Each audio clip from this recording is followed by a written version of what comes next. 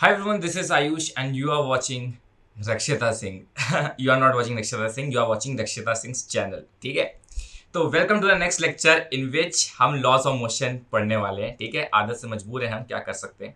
ठीक है भाई, तो लॉज ऑफ मोशन भाई काफ़ी टफ लगता है. टफ शायद इसलिए लगता है क्योंकि हमें कॉन्सेप्ट नहीं पता, हमें बेसिक रूल्स ही नहीं पता है कि क्या चाहिए होता है. कुछ बेसिक रूल्स हैं, जैसे फ्री बॉडी डायग्राम कैसे बनाते हैं, कैसे एक फोर्स को बैलेंस करना है, ये सब चीज़ हमको पता नहीं होती.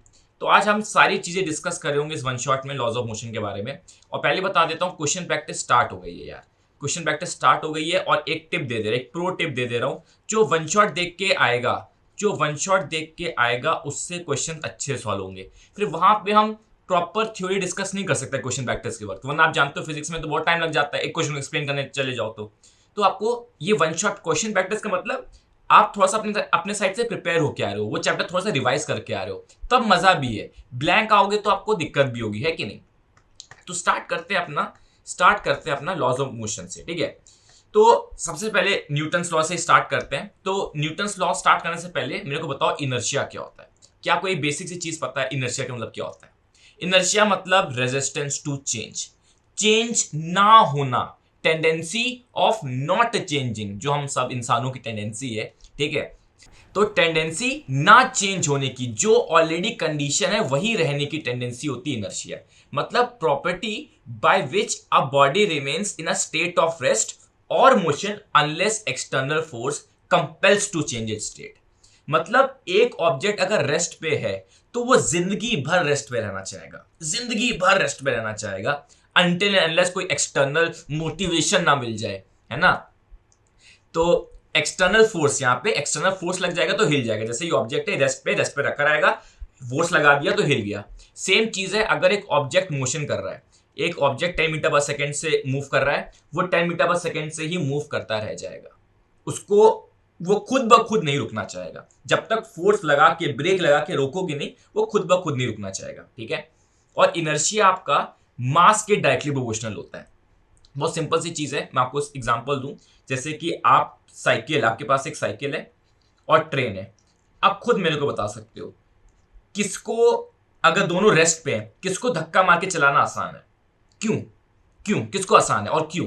साइकिल को धक्का मार के चलाना आसान है. ठीक है, क्यों. अच्छा, ट्रेन बोल रहे हो क्या, ट्रेन आसान है क्या तुम्हारे लिए. अरे यहाँ सुपरमैन भी दिख रहा है क्या, सुपरमैन भी नीट एस्पिरेंट है. देखो, साइकिल साइकिल को ऑब्वियसली मूव कराना आसान है और साइकिल को रोकना भी आसान है. इसका रीजन क्या है, इसका इनर्शिया कम है, तो ये रेजिस्टेंस भी कम शो करेगा. आई एम सॉरी गाइस, आपको वो दिख नहीं रहा होगा, आपको वो नहीं दिख रहा होगा ना, मैं इधर ले आया हूं. ठीक है, साइकिल और ट्रेन है. ठीक है, आपको साइकिल में आपको रोकना आसान क्यों है, क्योंकि इसका इनर्शिया कम है. इसका इनर्शिया कम है. इनर्शिया का मतलब इसका रेजिस्टेंस भी कम है. किस चीज का रेजिस्टेंस, अपना ही स्टेट मेंटेन करने का. इसकी टेंडेंसी अपने स्टेट को मेंटेन करने की थोड़ी कम है एज कंपेयर टू ट्रेन. ये रेस्ट पे है, मोशन में इजीली हो जाएगा, अपनी स्टेट को ये चेंज कर लेगा इजीली. समझ में आती है. और साइकिल को रोकना भी इसलिए इजी है क्योंकि उसका इनर्शिया कम है, तो मोशन से रेस्ट जल्दी हो जाएगा. फिर ट्रेन को रोकने जाओगे, भाई ट्रेन तो नहीं रुकेगी, आप कहीं और ही चले जाओगे. ठीक है, तो ये मत करिएगा क्योंकि ट्रेन का इनर्शिया इतना ज्यादा है कि अगर वो मोशन में है तो उसको रेस्ट पे ला पाना बहुत मुश्किल होता है, इसलिए बहुत टाइम लगता है, बहुत पहले ही ब्रेक लगानी पड़ती है, तब जाके स्टेशन में रुकती है. ठीक है, चलो भैया, तो इतना हमें क्लियर हो गया कि इनर्शिया मास पे डिपेंड करता है. अब बात करते हैं यार फर्स्ट लॉ ऑफ मोशन पे, जो कि इस इनर्शिया से चुराया हुआ है. वो क्या कहता है, if no force is applied on the body it will continue to be at rest और in motion with same velocity. वही चीज है, अगर आपने कोई भी फोर्स नहीं लगाया है, अगर ऑब्जेक्ट पे कोई फोर्स नहीं लगाया है, तो वो ऑब्जेक्ट हमेशा रेस्ट पे रहना चाहेगा. अगर ओरिजिनली रेस्ट पे है तो, ओरिजिनली रेस्ट पे, जैसे आसपास के तुम्हारे हर सारे ऑब्जेक्ट रेस्ट पे है, तुम एक साल बाद भी हो तो रेस्ट पे रहेंगी. क्यों, क्योंकि फोर्स अप्लाई नहीं किया है. और सिमिलरली अगर वो मोशन में है तो वो मोशन में ही रहना चाहेंगी अनटिल अनलेस एक एक्सटर्नल फोर्स ना लगे.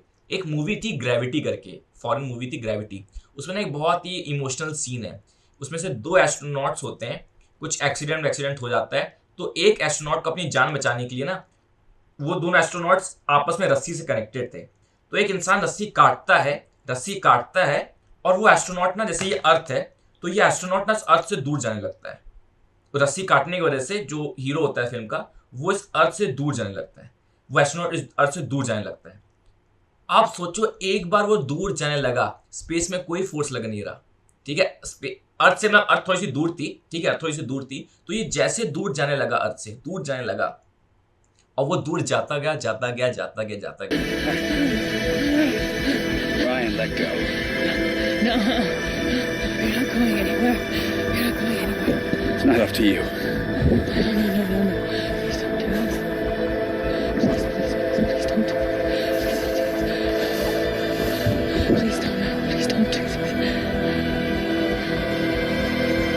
You're gonna make it, Ryan.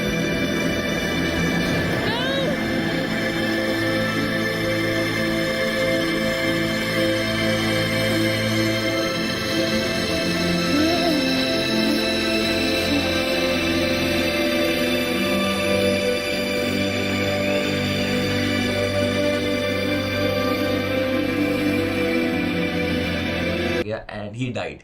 क्यों? क्योंकि वो मोशन में था, एंड वो मोशन में जाता गया, दूर जाता गया, एंड ऑक्सीजन खत्म हो गया, एंड ही डाइड। ठीक है, तो ये एक ट्रैजिक स्टोरी थी। ठीक है, जो आपको एक पॉइंट में यहाँ क्लियर करना चाहता हूँ, जो बहुत ज्यादा इंपॉर्टेंट, उसको प्लीज लिख लीजिएगा साइड में, हाँ, एक क्वेश्चन आ सकता है कि सर अर्थ ने अट्रैक्ट क्यों नहीं कर लिया उस ऑब्जेक्ट को, उस आदमी को अट्रैक्ट क्यों नहीं कर लिया अर्थ ने? हाँ, अर्थ थोड़ी सी दूर थी, अर्थ इतनी दूर थी कि उसका इफेक्ट नहीं आ पा रहा, उसको ग्रेविटेशनल फोर्स इतना नहीं लग पा रहा था। भैया, अर्थ की भी लिमिट है ना ग्रेविटेशनल फोर्स लगाने की, वरना अर्थ तो पूरे ब्रह्मांड को ही खींच ले। अर्थ की भी एक लिमिट है कि एक लिमिट के बाद फोर्स बहुत वीक हो जाता है। तो वो एस्ट्रोनॉट अर्थ के थोड़ा सा दूरी था, ठीक है, अर्थ के दूरी होते हैं, ऑब्वियसली दूर होते हैं, वरना ये अंदर ही खिंच जाएंगे। तो अर्थ से ये दूर होते, तो ऐसे उसकी रस्सी टूटी एंड वो मोशन में गया, वो भी अर्थ के अगेंस्ट, तो फिर वो दूरी चला गया। ठीक है, चलो भाई, कॉल वन नहीं आना चाहिए भैया। अब बात करते हैं, अब ये दो पॉइंट्स की बात करते हैं जो बहुत ज्यादा इंपॉर्टेंट है। ये कॉन्सेप्ट किसी को क्लियर होता नहीं है, तो पहले कर देता हूं। इफ ऑब्जेक्ट, अगर आपका ऑब्जेक्ट रेस्ट पे होता है, अगर एक ऑब्जेक्ट रेस्ट पे है और रेस्ट पे बना हुआ है, मतलब फोर्स जीरो है, इस पे कोई फोर्स नहीं लग रहा। ये तो सभी को याद होता है, हाँ सर रेस्ट पे तो रेस्ट पे रहेगा, फोर्स नहीं लग रहा, ये सबको याद रहता है। लेकिन सेकेंड पॉइंट 90% जनता भूल जाती है। सेकेंड पॉइंट, अगर ऑब्जेक्ट कांस्टेंट वेलोसिटी से भी मूव कर रहा है तो भी नेट फोर्स नहीं है। सर ये कैसे हो गया? सर ये पल्ले नहीं पड़ा, समझना बात को। देखो यार, मान लो एक ब्लॉक जा रहा है, वो 10 मीटर पर सेकेंड से जा रहा है, वो भी राइट, 10 मीटर पर सेकेंड से राइट जा रहा है। इमेजिन करो इसकी वेलोसिटी कम हो गई, या फिर इसकी वेलोसिटी बढ़ गई। वेलोसिटी इंक्रीज या डिक्रीज कौन करता है? एक्सेलरेशन। वेलोसिटी की डायरेक्शन में कौन चेंज करता है? एक्सेलरेशन। वन शॉट पढ़े हम लोग ने, ठीक है, नहीं पता तो अभी सुन लिया आपने। एक्सेलरेशन ही है जो वेलोसिटी को चेंज करता है, चाहे मैग्नीट्यूड चाहे डायरेक्शन, है कि नहीं? और ये अभी पढ़ लेंगे, ये जो एक्सेलरेशन आता है कहां से आता है? फोर्स से आता है। ठीक है, एक्सेलरेशन का जो कॉज है, एक्सेलरेशन बॉडी में कहां से आता है? फोर्स से आता है। ठीक है, फोर्स उसका पापा है। तो मतलब अगर बॉडी की वेलोसिटी चेंज हो ही नहीं रही, चाहे मैग्नीट्यूड चाहे डायरेक्शन, उसकी वेलोसिटी चेंज हो ही नहीं रही, मतलब इस पे कोई एक्सेलरेशन नहीं लग रहा, कोई एक्सेलरेशन लग ही नहीं रहा, कोई नेट एक्सेलरेशन नहीं लग रहा, मतलब ओवरऑल कोई एक्सेलरेशन नहीं लग रहा। और ओवरऑल कोई एक्सेलरेशन लगने का मतलब कोई फोर्स नहीं लग रहा, नेट फोर्स जीरो है इस पे, नेट फोर्स जीरो है। सर नेट फोर्स का मतलब क्या होता है? नेट फोर्स का मतलब ये होता है बाबू, सुनो, फॉर एग्जाम्पल ये ऑब्जेक्ट है 10 मीटर पर सेकेंड से जा रहा है और इस पे फोर्स लग रहा है एक F1, एक फोर्स लग रहा है F2, और मैंने बताया कि ये 10 मीटर पर सेकेंड से जाता ही जा रहा है, भले ही दो फोर्स लगे हैं, फिर भी ना इसकी स्पीड कम हो रही है, ना घट रही, ना डायरेक्शन चेंज, कुछ भी नहीं हो रहा, इसकी वेलोसिटी डायरेक्शन चेंज भी नहीं हो रही। तो मतलब ये F1 F2 कैसे रिलेटेड होंगे? पक्का F1 is equal to F2 होगा, दोनों के मैग्नीट्यूड्स बराबर होंगे। अगर ये 10 न्यूटन है तो ये भी 10 न्यूटन होगा, बट अपोजिट है तो कैंसिल आउट कर दे रहे हैं। जैसे इसको आसान भाषा में समझाते हैं, जैसे एक ऑब्जेक्ट रेस्ट पे होता है, तो क्या अगर 10 न्यूटन लेफ्ट से लगाओ, 10 न्यूटन राइट से लगाओ, तो क्या हिल जाता है? क्या वो हिल जाएगा? अगर 100 न्यूटन ऊपर से लगाओ, 100 न्यूटन नीचे से लगाओ, क्या वो हिल जाएगा? नहीं हिलेगा, कट जाएगा फोर्स, कट जाएगा। कोई इधर से मुझे खींचे, कोई इधर से खींचे, मैं नहीं हिलूंगा, अपनी पोजीशन पे रहूंगा। वही चीज हो रही है, वही चीज हो रही है इस कॉन्सेप्ट में। तो अगर मल्टीपल फोर्सेस लग रहे हैं ऑब्जेक्ट पे, मल्टीपल फोर्सेस लग रहे हैं, बट उस ऑब्जेक्ट की वेलोसिटी चेंज ही नहीं हो रही, ना डायरेक्शन में ना मैग्नीट्यूड में, पक्का उन सारे नेट फोर्सेस का जो सम है, सारे जो रिजल्टेंट उन सारे फोर्सेस का, वो जीरो ही है। क्योंकि थोड़ा थोड़ा भी फोर्स लगता, कुछ तो एक्सेलेरेशन आता, कुछ तो चेंज दिखता वेलोसिटी में। ठीक है, तो ये पॉइंट ना, सेकंड पॉइंट लोग भूल जाते हैं। आया भी हुआ है क्वेश्चन। अभी प्रैक्टिस करेंगे, मेरे साथ बने रहना, प्रैक्टिस करेंगे अभी। ठीक है, अक्सर सारी क्वेश्चन प्रैक्टिस करेंगे। न्यूटन सेकंड लॉ, चलो न्यूटन सेकंड लॉ के बारे में बात करते हैं। न्यूटन सेकंड लॉ क्या कहता है? न्यूटन सेकंड लॉ कहता है rate of change of momentum of a body is directly proportional to the applied force and takes place in the direction in which force is applied. Okay guys, समझ में आ गया। Next topic चलते हैं। मुझे भी समझ में नहीं आया क्या है ये यार, क्या है भाई, इसका मतलब क्या हुआ है? बहुत आसान है, देखो छोड़ दो अभी इस सेकंड लॉ को, छोड़ो तुम पहले इस पे आओ, पहले ये 2 पॉइंट्स, इन 3 पॉइंट्स पे आओ। ठीक है, सेकंड लॉ को अभी आप छोड़ो, 2 मिनट के लिए गोली मारो, जो कह रहा हूं उसको सुनिए। मोमेंटम क्या होता है? मोमेंटम क्या होता है, पहले गांठ बांध लो इस चीज को। मोमेंटम क्या होता है? मोमेंटम एक वेक्टर क्वांटिटी होती है। पहला तो ये याद करो, आधे लोग को ये याद नहीं होता। सब भैया एक्सपीरियंस से बोल रहा हूं, ठीक है, एक्सपीरियंस से बोल रहा हूं, कहां गलती करता है, आप खुद ही गलती करोगे अभी। मोमेंटम क्या होती है? एक वेक्टर क्वांटिटी होती है, right. Momentum is a vector quantity. क्या मोमेंटम का फॉर्मूला क्या होता है? Mass into velocity. कहां से आया? फैक्ट है, याद करना है, याद करना है। मोमेंटम क्या होता है? मास इनटू वेलोसिटी, और वेक्टर क्वांटिटी है, वेक्टर क्वांटिटी है, ठीक है, मास इनटू वेलोसिटी, ये होता है मोमेंटम। चेंज इन मोमेंटम क्या होता है? चेंज इन मोमेंटम क्या होता है? Delta P. Change in momentum क्या होता है? Delta P. डेल्टा पी बोले तो final momentum minus initial momentum. अगर कोई तुमसे पूछे चेंज इन मोमेंटम बताओ, तो आपको बोलना पड़ेगा भाई final momentum minus initial momentum, इसको बोलते हैं चेंज इन मोमेंटम। मतलब M V final minus M V initial. Clear है? ये होता है चेंज इन मोमेंटम, ठीक है। तीसरा आता है rate of change in momentum. Rate of change in momentum, rate of change of momentum भी बोल देते हैं, थोड़ा सा कुछ वो डिफरेंस वाली बात नहीं है। Rate of change of momentum भी बोल देते हैं, एक ही बात है। वो होता है change in momentum upon time, ठीक है। और आपको एक चीज तो पता ही होती है ना, delta P by delta T को आप आराम से डीपी बाय डीटी लिख सकते हो, कोई दिक्कत नहीं होती, ठीक है, वो चलता है। तो सेकेंड लॉ ये कहता है, सेकेंड लॉ आपसे ये कहता है कि यही rate of change of momentum delta P by delta T या डीपी बाय डीटी, यही फोर्स है। वो ये बोल रहा है, वो ये बोल रहा है। समझ में आया? पहले मोमेंटम समझ में आया, फिर चेंज ऑफ मोमेंटम समझ में आया, लेकिन सेकेंड लॉ कहता है rate of change of momentum जो होता है यही फोर्स होता है। ये एक यूनिवर्सल लॉ है, ये एक यूनिवर्सल लॉ है, यूनिवर्सल लॉ है ये, ठीक है। तो थोड़ा सा अब सर हमने तो कुछ और पढ़ा था बचपन में, F is equal to ma होता है, ये कहां से आया? अभी डिराइव करते हैं। ये यूनिवर्सल लॉ है, ये एक यूनिवर्सल लॉ है जो भाई ये न्यूटन टाइप लोग दे पाते हैं कि जो रेट ऑफ चेंज मोमेंटम होता है dp बाई dt, ये एक फोर्स है, ये एक यूनिवर्सल लॉ है। अब देखो थोड़ा सा सॉल्विंग करते हैं। Delta P by delta T होता है फोर्स, वही dp बाई dt या delta P by delta T बोलो, एक ही बात है, कोई दिक्कत नहीं है। और हमने अभी बताया चेंज मोमेंटम क्या होता है, अभी हमने बात करी चेंज मोमेंटम क्या था, mv final minus mv initial. फिर मास तो कांस्टेंट ही होता है, तो मास बाहर ले गए, मास बाहर ले गए, तो मास बाहर ले गया, v final minus v initial. v final minus v initial क्या होता है? Delta v। अरे जैसे डेल्टा p था p final minus p initial, वैसे डेल्टा v क्या होता होगा? v final minus v initial.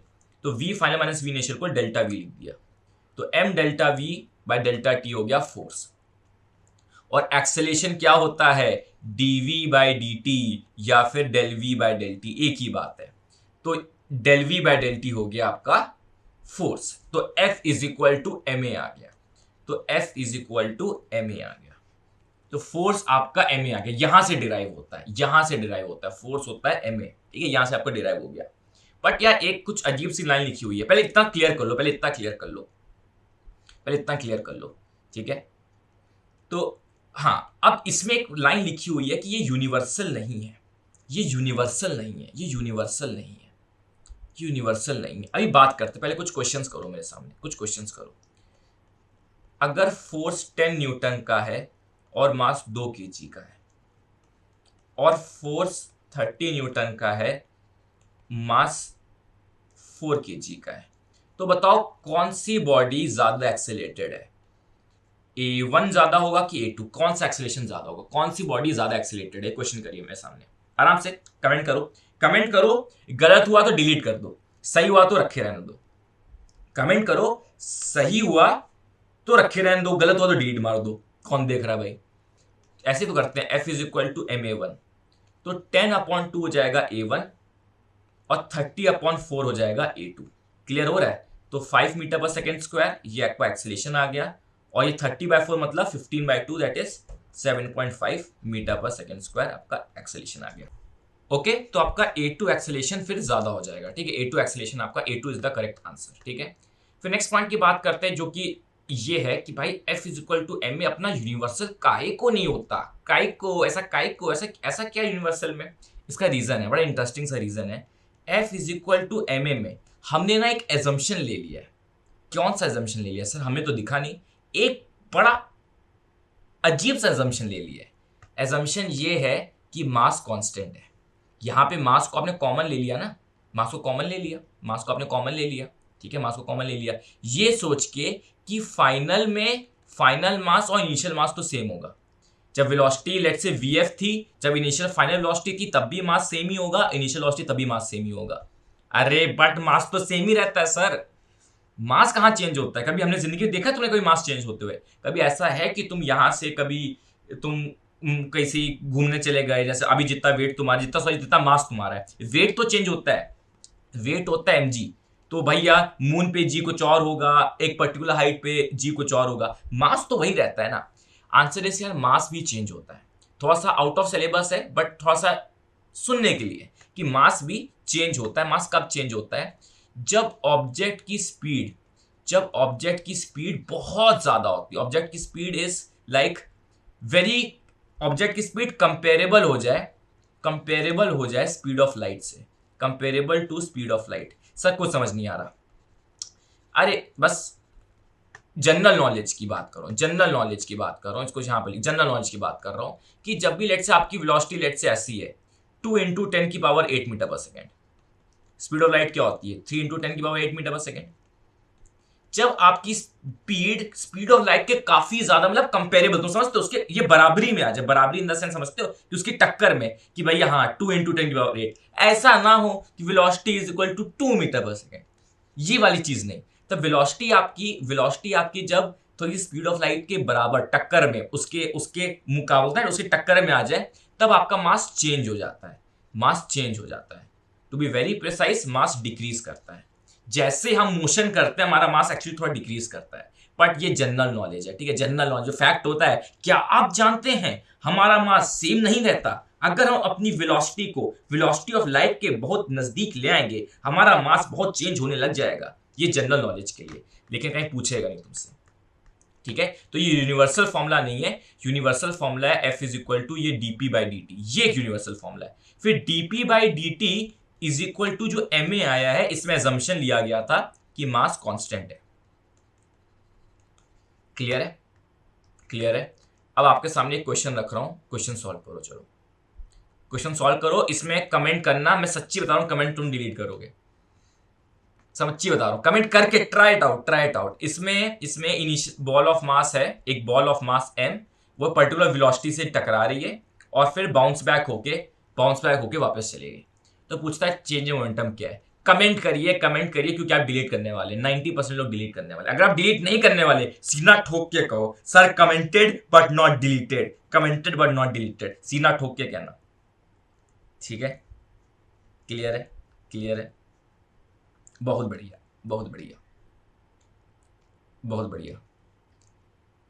चलो, तो इसका आंसर है, सुनना मेरी बात, इसका आंसर जिसने 0 बोला that is not the correct answer. भैया वेक्टर क्वांटिटी है यार, वेक्टर क्वांटिटी है। चेंज मोमेंटम क्या होता है? P final minus P initial. अब आप मानो, एक बहुत अच्छा एजम्पशन होता है जो हमेशा मानना चाहिए, राइट वाला हमेशा पॉजिटिव होता है, लेफ्ट वाला हमेशा नेगेटिव होता है। तो देखो ये बॉल जा रही है लेफ्ट में, इसका फाइनल वेलोसिटी क्या है? लेफ्ट साइड, मतलब फाइनल वेलोसिटी इसकी है -mv। लेफ्ट साइड माइनस, हम लेफ्ट वाला हमेशा माइनस लेते हैं वेक्टर के केस में, -P इनिशियल।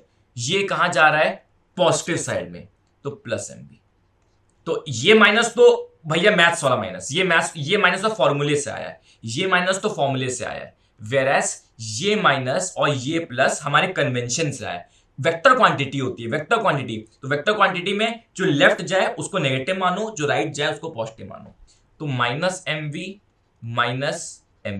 देखो प्लस माइनस हो जाता है ना, इज इक्वल टू -2mv, इसको याद रखिएगा, ठीक है। तो मोमेंटम क्या हो जाएगा -2mv, मतलब चेंज मोमेंटम क्या हो गया, अगर मैग्नीट्यूड पूछूंगा तो 2mv, और विद डायरेक्शन पूछूं 2mv और -2mv मतलब 2mv वो भी लेफ्ट साइड। तो आपका चेंज मोमेंटम क्या होगा, मैग्नीट्यूड होगा 2mv वो भी लेफ्ट साइड। बट आपसे अगर मैग्नीट्यूड ही पूछता है, मैक्सिमम टाइम मैग्नीट्यूड ही पूछता है, तो 2mv इसका आंसर हो जाएगा, लेकिन विद डायरेक्शन देखा जाए तो लेफ्ट होगा। क्लियर है? ये भैया बहुत गलती करते हो इसमें, बहुत गलती करते हो इसमें। फिर बात करते हैं इंपल्स के बारे में, इंपल्स क्या होता है? अरे ये जो चेंज इन मोमेंटम पढ़ रहे थे इसी का नाम है इंपल्स। कहने का मतलब एक होता था मोमेंटम, एक होता था चेंज इन मोमेंटम, और एक होता था rate of change in momentum. तो rate of change in momentum होता है फोर्स, और चेंज इन मोमेंटम होता है इंपल्स, और मोमेंटम तो सिंपली mv होता है, ठीक है।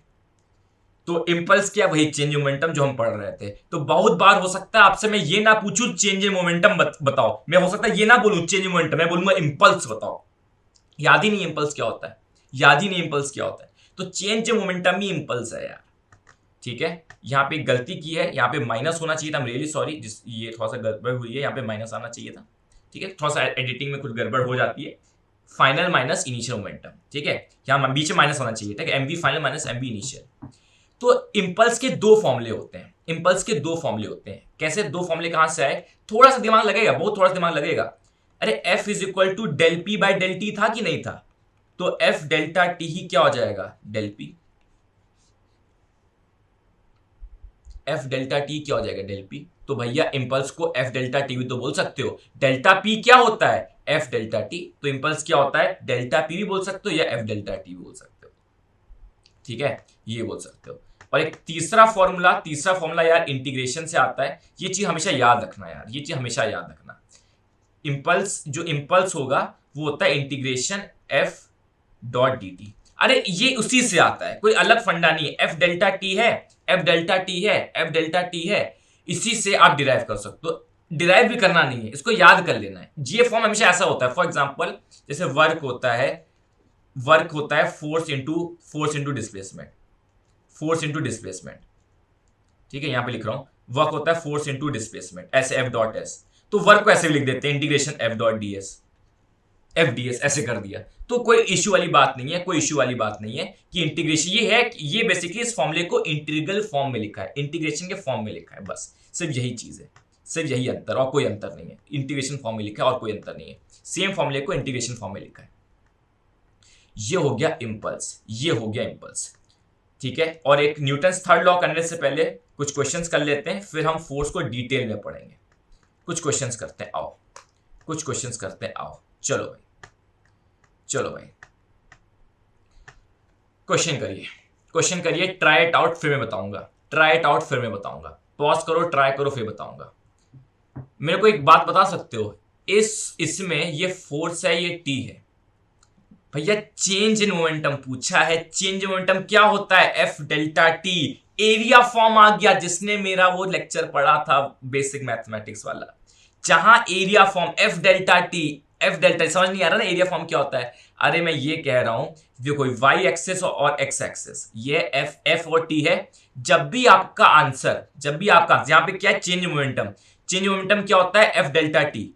जब भी आपका आंसर दोनों क्वांटिटीज को मल्टीप्लाई करके आता है, तो आपका वैल्यू कैसे पता चलेगी, एरिया निकाल के, इस पूरे फिगर का एरिया निकालोगे। जब भी वैल्यू मिलती है वाई और एक्स एक्सेस को मल्टीप्लाई करके, तो फाइनल आंसर कैसे मिलता है, एरिया निकाल के। ये हमने बेसिक मैथ्स में हमने पढ़ा था, बेसिक मैथ्स में एक बार प्लीज लेक्चर देखना यार, ठीक है। अब देखो, जो एरियाज ऊपर होते हैं उनको पॉजिटिव लेते हैं, और जो एरियाज नीचे होते हैं उनको नेगेटिव लेते हैं। मतलब कि ऑरेंज वाले पॉजिटिव है, ऑरेंज वाले पॉजिटिव एरियाज होंगे और ब्लैक वाले नेगेटिव एरियाज होंगे। बताइए क्या होगा आंसर, बताइए क्या होगा, बताइए। 0 से 8 पूछा है, मतलब 0 से लेके 8 पॉइंट तक। बताइए, निकालिए एरिया, निकालिए एरिया, निकालिए। इसका एरिया क्या होगा, निकालिए इसका एरिया कितना होगा। इसके एरिया होगा length into breadth, 4 into 3 that is 12। इसका एरिया 12 होगा, इतने हिस्से का एरिया 12 होगा। इतने हिस्से का एरिया क्या हो जाएगा, 2 इंटू 3 दैट इज 6। और ये एरिया माइनस होने वाला है, ये एरिया माइनस होने वाला है क्योंकि नेगेटिव साइड में। और ट्राइंगल का area half base into height, half 2 into 6 that is 6। तो 6 plus 12, 6 plus 12 minus 6, answer is 12, answer is 12। ठीक है, चलो भाई क्वेश्चन करो। Body is under a action of force इतना and acquires acceleration 1 metre per second. बताओ mass of the body क्या होगा, मास ऑफ द बॉडी का। Try it out, try it out, try करके देखो। देखो F is equal to M होता है कि नहीं होता, F is equal to M होता है कि नहीं होता, देखिए जरा। तो फोर्स कैसे निकलेगा भैया, वेक्टर्स में पढ़े थे, जब भी आई जे के का फॉर्म होता है तो फोर्स कैसे निकालते हैं, कैसे निकालते हैं, under root of 6 square plus 8 square plus 10 square. I का कॉम्पोनेंट, आई का कोफिशिएंट स्क्वायर, 8 का कोफिशिएंट स्क्वायर, के का कोफिशिएंट स्क्वायर, माइनस माइनस का कोई चाप नहीं होता। तो फोर्स कितना हो जाएगा, फोर्स कितना हो जाएगा, 36 प्लस 64 प्लस 100, मतलब ये सॉल्व होके आएगा 100 रूट 2, 100 रूट 2 आएगा। फोर्स आ गया 100 रूट 2, फोर्स आ गया 100, I am so sorry 10 root 2, I am so sorry 10 root 2 आएगा। ठीक है, मतलब यहाँ पे 200 हो जाएगा, इसको सॉल्व करोगे तो 10 रूट 2 आएगा। ठीक है, 10 root 2 is the answer, root 2 10 या 10 रूट 2, ये इसका आंसर है, ये इसका आंसर है। ठीक है सर, मैथ्स वीक है हमारी, अंडर रूट 200 करना ही नहीं आता है। अरे यार, अंडर रूट 200 क्या होता है, अंडर रूट 2 इंटू 100, तो अंडर रूट 100 क्या होता है 10, तो 10 बाहर निकल गया, बचा रूट 2, बचा रूट 2। ठीक है, चलो भाई ये क्वेश्चन करके दिखाओ, ये क्वेश्चन करके दिखाओ। बहुत कॉम्प्लिकेटेड सा क्वेश्चन लग रहा है, कुछ कॉम्प्लिकेटेड नहीं है, कुछ कॉम्प्लिकेटेड नहीं है। Try it out, try it out. 3 blocks हैं with mass m, 2m, 3m are connected by strings as shown in the figure. After an upward force F is applied on block M। Pause करके देख लो, mass moves with upward, the masses move upward at constant speed v। मतलब कि भैया ये एक, आप जैसा होता है ना घरों में, कुछ ऐसे घरों में होता है, होम स्वीट होम, अमेजोन पे बहुत मिलते हैं, 3 ऐसे डब्बे बने होते हैं, ऐसा होता है ना। अगर ऐसा होता है, देख हैंगर होता है, डोर हैंगर इसको बोलते हैं, ऐसे ऐसे बन के डोर हैंगर होता है ना, ऐसे लिखा होता है होम स्वीट होम, ऐसा लिखा होता है ना। तो वैसे मानो 3 ऑब्जेक्ट्स हैं, इन पे फोर्स लगाया है, बट फोर्स ऐसे लग रहा है, फोर्स ऊपर फोर्स लग रहा है, ऑब्वियसली नीचे इनके वेट लग रहे होंगे, बट ये बोल रहे हैं कि इस पूरे इन तीनों ब्लॉक्स का जो वेलोसिटी वो कांस्टेंट वेलोसिटी से ऊपर जा रहा है।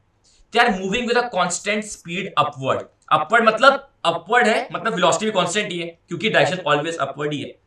तो इसका पूछा है नेट फोर्स क्या होगा ब्लॉक ऑफ मास 2m पे, 2m पे क्या फोर्स होगा। अरे 2m पूछे, m पूछे, 3m पूछे, सब में आंसर 0 ही आना है भैया। जब भी हमारा ऑब्जेक्ट कांस्टेंट वेलोसिटी से मूव करता है, यहाँ पे पूरा का पूरा ये तीनों ऑब्जेक्ट ही कांस्टेंट वेलोसिटी से मूव कर रहा है, ये पूरे 3 डब्बे कांस्टेंट वेलोसिटी से मूव कर रहे हैं। कांस्टेंट वेलोसिटी से मूव करने का मतलब ही होता है उसमें नेट फोर्स 0 लग रहा है, मतलब सम ऑफ ऑल फोर्सेस।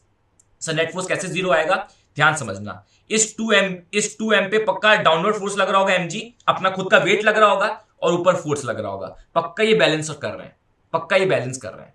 ठीक है, पक्का ये फोर्सेस बैलेंस आउट कर रहे हैं। और ऑब्वियसली इसमें टेंशन भी लग रहा होगा, टेंशन लग रहा है, यहाँ नीचे टेंशन लग रहा है, ये सारे फोर्सेस पक्का बैलेंस आउट कर रहे हैं। हमें यहाँ फोर्सेस नहीं निकालना, क्वेश्चन ही यही था इस चीज पे। क्या आपको पता है, क्या आपको ये चीज पता है, जब ऑब्जेक्ट्स कांस्टेंट वेलोसिटी से मूव करते हैं मतलब ऑब्जेक्ट पे कोई नेट फोर्स नहीं लग रहा। क्वेश्चन ये था, ये पूरा तीनों ब्लॉक्स सेम वेलोसिटी से मूव कर रहे हैं, मतलब इन तीनों ब्लॉक्स पे नेट फोर्स 0 है। फोर्स लग रहा है, बहुत सारे फोर्सेस लग रहे हैं, टेंशन mg क्या क्या लग रहा है, नेट फोर्स 0 है। तो सर अगर नेट फोर्स 0 है तो वेलोसिटी आई कैसे, अरे ओरिजिनली आई होगी कहीं से भी, वेलोसिटी ओरिजिनली कहीं से आई होगी।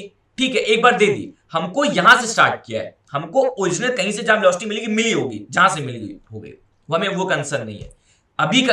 राइट नाउ कंसर्न इज ये सिस्टम कांस्टेंट वेलोसिटी से मूव कर रहा है, ये तीनों ब्लॉक्स कांस्टेंट वेलोसिटी से मूव कर रहे हैं, पक्का नेट फोर्स 0 है। ठीक है, अब इस क्वेश्चन कर लेते हैं, ये नीट में आया, आपका नीट में सवाल आया है। इन 2019 में आया था, 2020 में आया था, आई डोंट नो, शायद, आई डोंट नो, मुझे ऐसा लगा 2020 का क्वेश्चन है। चलो भाई, velocity of the particle will be, आप सुनना मेरी बात, ये वेक्टर्स का क्वेश्चन है, ये वेक्टर्स का क्वेश्चन है। जब भी एक क्लोज्ड लूप बनता है, जब भी एक क्लोज्ड लूप बनता है, वो भी सेम सेंस में, क्लोज्ड लूप वो भी सेम सेंस में, देखो सारे के सारे सेम सेंस में है कि नहीं, क्लोज्ड लूप बन रहा है वो भी सेम सेंस में, तो पक्का सम ऑफ वेक्टर्स 0 होता है। ये F1 है, ये F2 है, ये F3 है। जब भी क्लोज लूप बनता है और सेम सेंस में, सारे देखो सेम सेंस में, सेम सेंस मतलब सारे एरोस देखो कैसे जा रहे हैं, सारे एरोस इस डायरेक्शन में जा रहे हैं, है कि नहीं। देखो ये एरो ऐसे गया, फिर ऐसे गया, फिर ऐसे गया, ये सारे एरोस को फॉलो करने पे क्लोज लूप बन जा रहा है। तो मतलब अगर ये एरो ऐसे होता, ये वाला एरो ऐसे होता, ये एरो ऐसे ना होके ये एरो इस डायरेक्शन में होता, इस डायरेक्शन में होता, तब ये चीज इक्वल नहीं होती, तब सम ऑफ फोर्सेस 0 नहीं होते, तब सम ऑफ फोर्सेस 0 नहीं होते, ठीक है। यहां देखो सारे फोर्सेस, ये ऊपर है, ये इधर है, ये इधर है, तो समीशन एफ सारे फोर्सेस का रिजल्टेंट 0 होगा। फोर्सेस 0 होते हैं, velocity of the particle will not change, remains constant. कितनी बार पूछ लिया नीट ने यार इस चीज को कि भैया फोर्स लगता, अगर फोर्स 0 है तो रेस्ट पे, तो रेस्ट पे रहेगा, वेलोसिटी तो वेलोसिटी इसकी 0 ही रहे, वेलोसिटी मतलब जो वेलोसिटी है, कोई वेलोसिटी में चेंज नहीं आएगा, चेंज इन वेलोसिटी 0 है, या फिर कहूं वेलोसिटी सेम की सेम है, वेलोसिटी में जो वेलोसिटी में कोई चेंज नहीं आएगा, क्योंकि जब फोर्स 0 होता है कोई एक्सेलरेशन ही नहीं है, फोर्स 0 होता है कोई एक्सेलरेशन नहीं है, तो मतलब वेलोसिटी सेम रहेगी। बाकी बात करते हैं न्यूटन्स थर्ड लॉ की, फिर हम फोर्स को डिटेल में पढ़ेंगे, डिटेल में पढ़ेंगे Newton's third law. To every action there is equal and opposite reaction, ये तो बहुत बार पढ़ रखा है, लेकिन एक गलती करते हैं, action reaction never happen on same body, always in pair. For example मान लो कि रिक्शा है, ये रिक्शा है, ठीक है, ये रिक्शा है, ये आदमी इसको खींच रहा है, एक आदमी ने रिक्शा को खींचा 10 न्यूटन से, 10 न्यूटन से खींचा, मैंने रिक्शे को 10 न्यूटन से खींचा, और रिक्शे पे 10 न्यूटन, अपोजिट रिएक्शन लग गया। To every action there is equal and opposite reaction, मैंने खींचा 10 न्यूटन से, ऑब्जेक्ट को 10 न्यूटन से खींचा, और ऑब्जेक्ट पे 10 न्यूटन रिएक्शन फोर्स लग गया, उल्टा लग गया, तो ऑब्जेक्ट खींचेगा ही नहीं कभी। ऐसा रीजन है कि हमारा एक्शन और रिएक्शन सेम बॉडी पे कभी नहीं लगता, सेम बॉडी पे कभी अप्लाई नहीं होता, कभी नहीं लगता। फॉर एग्जाम्पल रिक्शा ने अगर 10 न्यूटन का फोर्स लगाया इस पे, 10 न्यूटन से खींचा, तो 10 न्यूटन का अपोजिट फोर्स रिक्शे पे नहीं, इस पे लगेगा, इस आदमी पे लगेगा। Let me explain it in a clear manner, कि जो 10 न्यूटन का जो फोर्स वापस अपोजिट रिएक्शन था वो इस इंसान पे लगेगा, ना कि उस रिक्शे पे। For example, I don't know आपकी दीवार दिख रही कि नहीं दिख रही, अगर मैं इस दीवार पे 10 न्यूटन का फोर्स लगाता हूं तो मेरे हाथ पे लगती क्यों है? मैं ऐसे मुक्का मारता हूं तो मेरे हाथ पे क्यों लगती है? मैं तो 10 न्यूटन इस पे लगा रहा हूं, दीवार पे लगा रहा हूं, तो मुझे क्यों लग रही है? इसका रीजन है 10 न्यूटन इस पे लगाने के चक्कर में 10 न्यूटन मेरे पे लग जा रहा है, तो जो मेरे पे 10 न्यूटन लग रहा है दैट इज हर्टिंग मी, ठीक है। तो ये एक सिंपल सा फंडा था इसका। चलो जी, अब पढ़ते हैं हम लोग फोर्स को डिटेल में पढ़ते हैं, ठीक है। फोर्स को हम डिटेल में पढ़ते हैं, न्यूटन्स के सारे लॉस हो गए, कुछ क्वेश्चंस बचे हैं, कुछ क्वेश्चंस कर लेते हैं, ये हमारे क्वेश्चंस हैं, देखिए और सिंपल क्वेश्चंस हैं, ठीक है। थोड़ा सा आप ऐसा होमवर्क भी ले सकते हैं, हम क्वेश्चन प्रैक्टिस की तरफ, जब क्वेश्चन प्रैक्टिस कर रहे होंगे तब हम करेंगे भी, ठीक है। अब cricketer catches a ball of mass इतना in 0.1 second, moving with speed इतना, देन ही एक्सपीरियंसेस फोर्स ऑफ। कैसे करेंगे इस क्वेश्चन को? आपको पता है जो फोर्स होता है वो होता है dp बाई dt,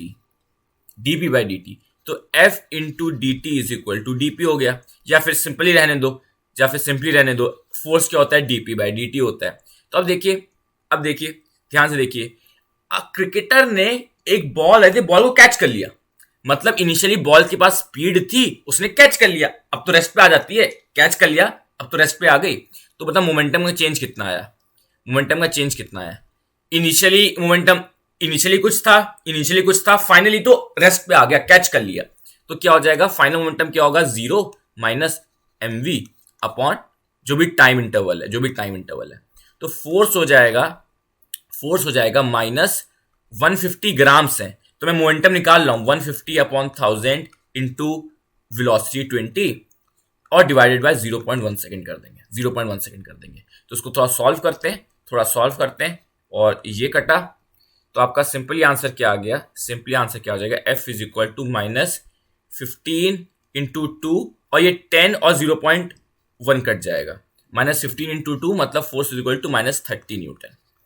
तो -30 न्यूटन, तो अगर ऑप्शन में माइनस कहीं नहीं है क्योंकि इसमें मैग्नीट्यूड की बात की गई है, बहुत पुराना क्वेश्चन है, मैग्नीट्यूड की बात करिए तो 30 न्यूटन हमारा आंसर हो जाएगा। 30 न्यूटन क्या हो जाएगा, हमारा आंसर हो जाएगा। सिमिलरली ये क्वेश्चन करके देखो। नेक्स्ट क्वेश्चन करते हैं गाइस। अब नेक्स्ट क्वेश्चन करते हैं, ये बहुत ही ज्यादा अच्छा क्वेश्चन है, बहुत ही ज्यादा अच्छा क्वेश्चन, थोड़ा टफ कैटेगरी में आता है, इसे सॉल्व करने की कोशिश करते हैं, ठीक है। क्वेश्चन बढ़िए, object of mass 3 kg is at rest, now force of इतना is applied on the object, then velocity of the object at t is equal to 3 क्या है। ये बहुत अच्छा क्वेश्चन है, बहुत अच्छा क्वेश्चन को कहीं मार्क कर लेना, ठीक है। देखिए एफ डेल्टा टी क्या होता है आपका, डीपी। एफ डेल्टा टी क्या होता है, डेल्टा पी। तो हमने एक याद किया था, एक फॉर्मूला मैंने बताया था, इसको इंटीग्रेशन फॉर्म में भी लिख सकते हैं, ठीक है। थोड़ा एडजस्ट करना पड़ता है हमें फॉर्मूला, ठीक है। इंटीग्रेशन फॉर्म में भी आराम से इसको लिख सकते हैं, ये इसका इंटीग्रेशन फॉर्म हो जाएगा, एफ इंटू डी टी। अगर आपने मोशन इन प्लेन का थोड़ा सा देखा हो, लास्ट लेक्चर देखा हो, जब भी ऐसा सीन होता है दोस्त, जब भी ऐसा सीन होता है, एक आई कैप और जे कैप में लग रहा होता है, इसको तुरंत ब्रेक करिए दो पार्ट्स में। एक्स वाला हो जाएगा 60 स्क्वायर और एफ वाई वाला हो जाएगा 40। सिंपली ऐसे करना पड़ता है, जब भी आई कैप और जे कैप में कोई चीज आई, उसे सिंपली ब्रेक करिए दो हाफ्स में, ठीक है, ब्रेक करिए। तो अब देखिए, अगर मैं पूछूं डेल्टा पी एक्स कितना होगा, वो होगा integration F X D T. Delta P Y कितना होगा, integration F Y D T. Delta P X कितना हो जाएगा, इंटीग्रेशन 60 स्क्वायर इंटू टी, और टाइम इंटरवल क्या दे रखा है, 0 से 3 सेकंड में पूछा है, रेस्ट से स्टार्ट हुआ, 3 सेकंड में पूछा है। तो डेल्टा पी वाई क्या हो जाएगा, 40 इंटीग्रेशन 0 से 3 dt आ जाएगा। थोड़ा सा सॉल्व करना, मैं डायरेक्टली लिख देता हूं, थोड़ा सा सॉल्व करना। डेल्टा पी एक्स कितना हो जाएगा आपका, 60 क्यूब बाय 3 0 से 3, और यहां पे ये सॉल्व होके क्या आ जाएगा, ये आ जाएगा 40 स्क्वायर बाय 2, 40 स्क्वायर, ये 4 + 2 नहीं लग रहा, 40 स्क्वायर है, ठीक है गाइस, 40 स्क्वायर है 40 स्क्वायर 0 से 3। क्या आपको लिमिट्स पुट करनी आती है, क्या लिमिट्स पुट करनी आती है? तो इसको सॉल्व करना, इसी सेम क्वेश्चन को मैं प्रैक्टिस क्वेश्चन ले रहा हूं, ठीक है। सेम इसको सॉल्व करना, इसी को मैं प्रैक्टिस क्वेश्चन ले रहा हूं, सेम टू सेम क्वेश्चन ले रहा हूं। अभी आप थोड़ा सा सॉल्व करो, कमेंट करो, मैं आंसर बताता हूं, अभी बता देता हूं। कमेंट करिए क्या आंसर आएगा, ठीक है। कमेंट करो, आराम से कमेंट करो एंड टेल मी क्या आंसर आ रहा है। देखिए थोड़ा सा मुझे बता देना, कमेंट पहले करो फिर बताओ तो उसका आगे सॉल्व कैसे करेंगे। तो देखिए, तो डेल्टा पी एक्स क्या हो जाएगा, अब ये खुद सॉल्व करना थोड़ा सा, 2 इंटू 3 क्यूब और डेल्टा पी वाई हो जाएगा 2 इंटू 3 स्क्वायर। क्लियर है, ये आ जाएगा। तो मतलब आपका डेल्टा पी हो गया 2 इंटू 3 क्यूब आई कैप प्लस 2 इंटू 3 स्क्वायर जे कैप, ये आपका आ गया। अब भैया डेल्टा पी क्या होता है, final velocity, final momentum minus initial momentum. ये होता है कि नहीं होता है, ये होता है कि नहीं होता है भैया। इनिशियली तो रेस्ट पे था। ये बहुत अच्छा क्वेश्चन है, बहुत अच्छा क्वेश्चन था, ठीक है। तो फाइनल वेलोसिटी क्या हो जाएगी, मास से डिवाइड कर देंगे, मास इसका 3 है, ठीक है, मास इसका 3 है upon 3 plus 2 into 3 square upon 3। मास से डिवाइड कर दिया, तो आपका आंसर आ जाएगा, ठीक है। तो आपका आंसर कुछ ऐसा आ जाएगा, 18 आई कैप प्लस 6 जे कैप। बहुत ही तगड़ा क्वेश्चन, बहुत ही अच्छा क्वेश्चन, अच्छे लेवल क्वेश्चन था, तो इसको आप देखना, ठीक है। ट्राई दिस क्वेश्चन आउट, ठीक है। ये क्वेश्चन आप खुद करिएगा, अभी डिस्कस किया है, इसका आंसर 2 MB आया था, अभी डिस्कस किया था, इसका आंसर 2 MB आया था। फिर आता है क्वेश्चन नंबर 18, फिर आता है लास्ट क्वेश्चन नंबर 18, इसके बारे में डिस्कस कर लेते हैं, इसके बारे में हम लोग चर्चा कर लेते हैं। Okay, alright. A rigid ball of mass m strikes, ये चीज बहुत अच्छा क्वेश्चन है, ये भी बहुत अच्छा क्वेश्चन, नीट 2016 में आया था फेज 2 में। पूछा है इंपल्स, पूछता है वैल्यू ऑफ इंपल्स, पूछता है imparted by the wall on the ball will be. Impulse का फॉर्मूला क्या होता है? Change in momentum, final momentum minus initial momentum, है कि नहीं? Final momentum minus initial momentum, ठीक है। मतलब m अगर कॉमन ले लूं तो vector difference of final momentum and final velocity and initial velocity. अगर मैं मास कॉमन ले लूं तो vector sum of vector difference of final velocity and initial velocity. अब 2 मिनट के लिए यहां पे वेक्टर कॉन्सेप्ट लग रहा है दोस्त। देखो यार, दो वेक्टर्स हैं v और v, इनके बीच का एंगल क्या है? इनके बीच का एंगल क्या 120 डिग्री है? नहीं है 120 डिग्री। अभी ऐसे नहीं बता सकते हैं। एंगल बिटवीन वेक्टर्स तब बताते थे जब दोनों की टेल ज्वाइन हो। तो इसको थोड़ा सा आगे कर लो, आगे एक्सटेंड कर लो थोड़ा सा। क्या कर लेंगे? आगे एक्सटेंड कर लेंगे। ठीक है, अभी हम डायरेक्टली नहीं बोल सकते, पहले दोनों की टेल ज्वाइन करोगे तब पता चलेगा, टेल ज्वाइन करेंगे तब पता चलेगा। ठीक है, अब भैया सिंपल सा सेकंड पॉइंट बात करते हैं। एक स्ट्रेट लाइन पे एंगल होता है 180 डिग्री, एक स्ट्रेट लाइन पे एंगल होता है 180 डिग्री, है कि नहीं? ये 60 आ चुका है, पक्का ये एंगल भी 60 डिग्री होगा, क्योंकि एक स्ट्रेट लाइन में जो एंगल होता है वो 180 डिग्री होता है। ठीक है, तो एक वेलोसिटी ये है, एक वेलोसिटी ये है, एंगल बिटवीन वेक्टर 60 डिग्री है। मैं आपको एक और, अगर ये टफ लग रहा है तो आपको एक और हिंट दे देता हूं, एक और तरीका, एक अच्छा तरीका है। देखो यार, जब भी वेक्टर्स ऐसे जुड़े होते हैं और एंगल है, लेट्स से कितना एंगल मान ले, 80 डिग्री मान ले, तो आप क्लियर कर लो, अगर हेड और टेल जुड़े हुए हैं तो एंगल बिटवीन वेक्टर्स पता कितना होगा? 180 माइनस 80 डिग्री होगा। अगर दोनों के टेल्स नहीं जुड़े हैं, ऐसे जुड़ा हुआ है, तो जो भी एंगल इनके बीच का है, जो भी इनके एंगल बीच का एंगल है, वो एंगल बिटवीन वेक्टर्स तो नहीं होगा। बट हम एंगल बिटवीन वेक्टर्स निकाल सकते हैं, क्या होगा? 180 माइनस 80 डिग्री हो जाएगा। तो ये आपको एक थोड़ा हेल्प कर देगा फालतू ज्योमेट्री, फालतू कैलकुलेशन से बचने के लिए। अगर आपको दिक्कत लग रहा है तो आप सिंपली क्या करो, अगर मैंने आपको दोनों टेल्स ज्वाइन करके नहीं दिए तो आपने कहा भाई मत दे, दोनों टेल्स ज्वाइन करके मत दे, ये वाला दे दे, ये केस दे दे, इसी में एंगल बता दे। आपने 80 डिग्री बताया, आंसर होगा 180 माइनस 80 डिग्री। ठीक है, तो 180 माइनस कब कर रहे हैं? 180 माइनस 80 डिग्री, ये होगा एंगल बिटवीन वेक्टर्स, इससे बेटर ज्योमेट्री ना लगा के आप ऐसे भी कर सकते हो कि भाई ठीक है, दोनों के हेड और टेल ज्वाइंट है, तो जो एंगल बिटवीन अभी का जो एंगल है, एंगल अभी जैसे फॉर एग्जांपल देखो, इसका हेड और इसकी टेल ज्वाइंट है कि नहीं? आई गेस क्लियर तो हो ही गया होगा। इसका हेड और इसकी टेल ज्वाइंट है और एंगल बिटवीन देम क्या? 120 डिग्री। तो एंगल बिटवीन वेक्टर्स पक्का 180 माइनस 120 डिग्री होगा, दैट इज 60 डिग्री। बस खत्म हो गया यार। अब मेरे को बताओ यार, खुद ही करो। दो वेक्टर्स का डिफरेंस निकालना है जो 60 डिग्री एंगल पे। कैसे करते हैं? Mod V square plus V, दोनों मैग्नीट्यूड वी है इसलिए बोल रहा हूं। ठीक है, दोनों मैग्नीट्यूड वी है। V square plus V square minus 2v1 v2 मतलब वी स्क्वायर कॉस 60 डिग्री। अब ये हो जाएगा कि नहीं हो जाएगा? क्या कमेंट कर पाओगे कि नहीं कर पाओगे? क्या आप कमेंट कर पाएंगे कि नहीं कर पाएंगे? बताइए, क्या आप कमेंट कर पाएंगे? कमेंट नहीं कर पाएंगे? सच्ची बताओ। हो जाएगा कमेंट? कोई दिक्कत तो नहीं होगी? किसका? इसका आंसर सॉल्व होके एमवी आ जाएगा सॉल्व होके। ठीक है, इसको थोड़ा सा सॉल्व करना। cos 61/2 होता है, इसका आंसर एमवी आ जाएगा। चलो ऐसे क्वेश्चंस कर लेना। ठीक है, अब नेक्स्ट टॉपिक की बात करते हैं हम लोग। डिटेल में फोर्स के बारे में बात करते हैं। चलो जल्दी से देखो, हम इसके बारे में पहला पॉइंट की बात कर चुके हैं यार। Force exist only if there is some acceleration and vice versa.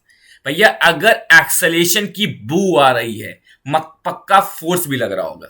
Acceleration की बू आ रही है मतलब फोर्स भी लग रहा होगा, और वाइस वर्सा। समझ में आती है मेरी बात? तो इतना क्लियर कर लो, अगर ऑब्जेक्ट के पास एक्सेलेरेशन नहीं है ना तो मतलब उसके पास फोर्स नहीं लग रहा है, नेट फोर्स नहीं है। और direction of acceleration is same as direction of force, ठीक है, क्योंकि होता क्या है, एफ क्या होता है, एम इंटू ए वेक्टर। जो ए वेक्टर है बस उसको बस एक मास से तो मल्टीप्लाई किया तो फोर्स आ गया, जो एक्सेलेरेशन है उसको बस एक मास से मल्टीप्लाई कर दो तो फोर्स आ गया। तो जो डायरेक्शन ऑफ एक्सेलेरेशन होता है वही डायरेक्शन ऑफ फोर्स भी होता है। क्लियर है? सेकेंड पॉइंट वही चीज है, एक डब्बा है, ये आपका डब्बा है और इस पे बहुत सारे फोर्सेस लग रहे हैं, बहुत सारे फोर्सेस लग रहे हैं और एक्सेलेरेशन दे रखा है जीरो, एक्सेलेरेशन दे रखा है जीरो। पूछा सम ऑफ फोर्स कितना होगा। तो एक चीज ना बहुत ध्यान से सुनना, एक चीज बहुत ध्यान सुनना, ये जो एमए करते हो ना, एमए, ये मास इंटू एक्सेलेरेशन, देखो बॉडी का एक्सेलेरेशन जीरो है तो मास इंटू एक्सेलेरेशन हमेशा नेट फोर्स देता है। प्लीज ये चीज याद रखना, प्लीज ये चीज याद रखना, मास इंटू एक्सेलेरेशन हमेशा नेट फोर्स देता है।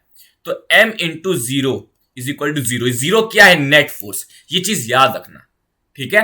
पहले फोर्सेस आपस में रजामंदी करते हैं, उसके बाद बताते हैं क्या एक्सेलेरेशन होगा। जैसा मीटिंग करते हैं, चार फोर्स ने आपस में मीटिंग करी, फिर बैठ के बताया एक्सेलेरेशन क्या होगा। तो मास इंटू एक्सेलेरेशन हमेशा एफ नेट देता है, याद रखिएगा इस पॉइंट को, याद रखिएगा इस पॉइंट को। ये छोटे छोटे पॉइंट्स हैं, मदद करते हैं, हेल्प करते हैं।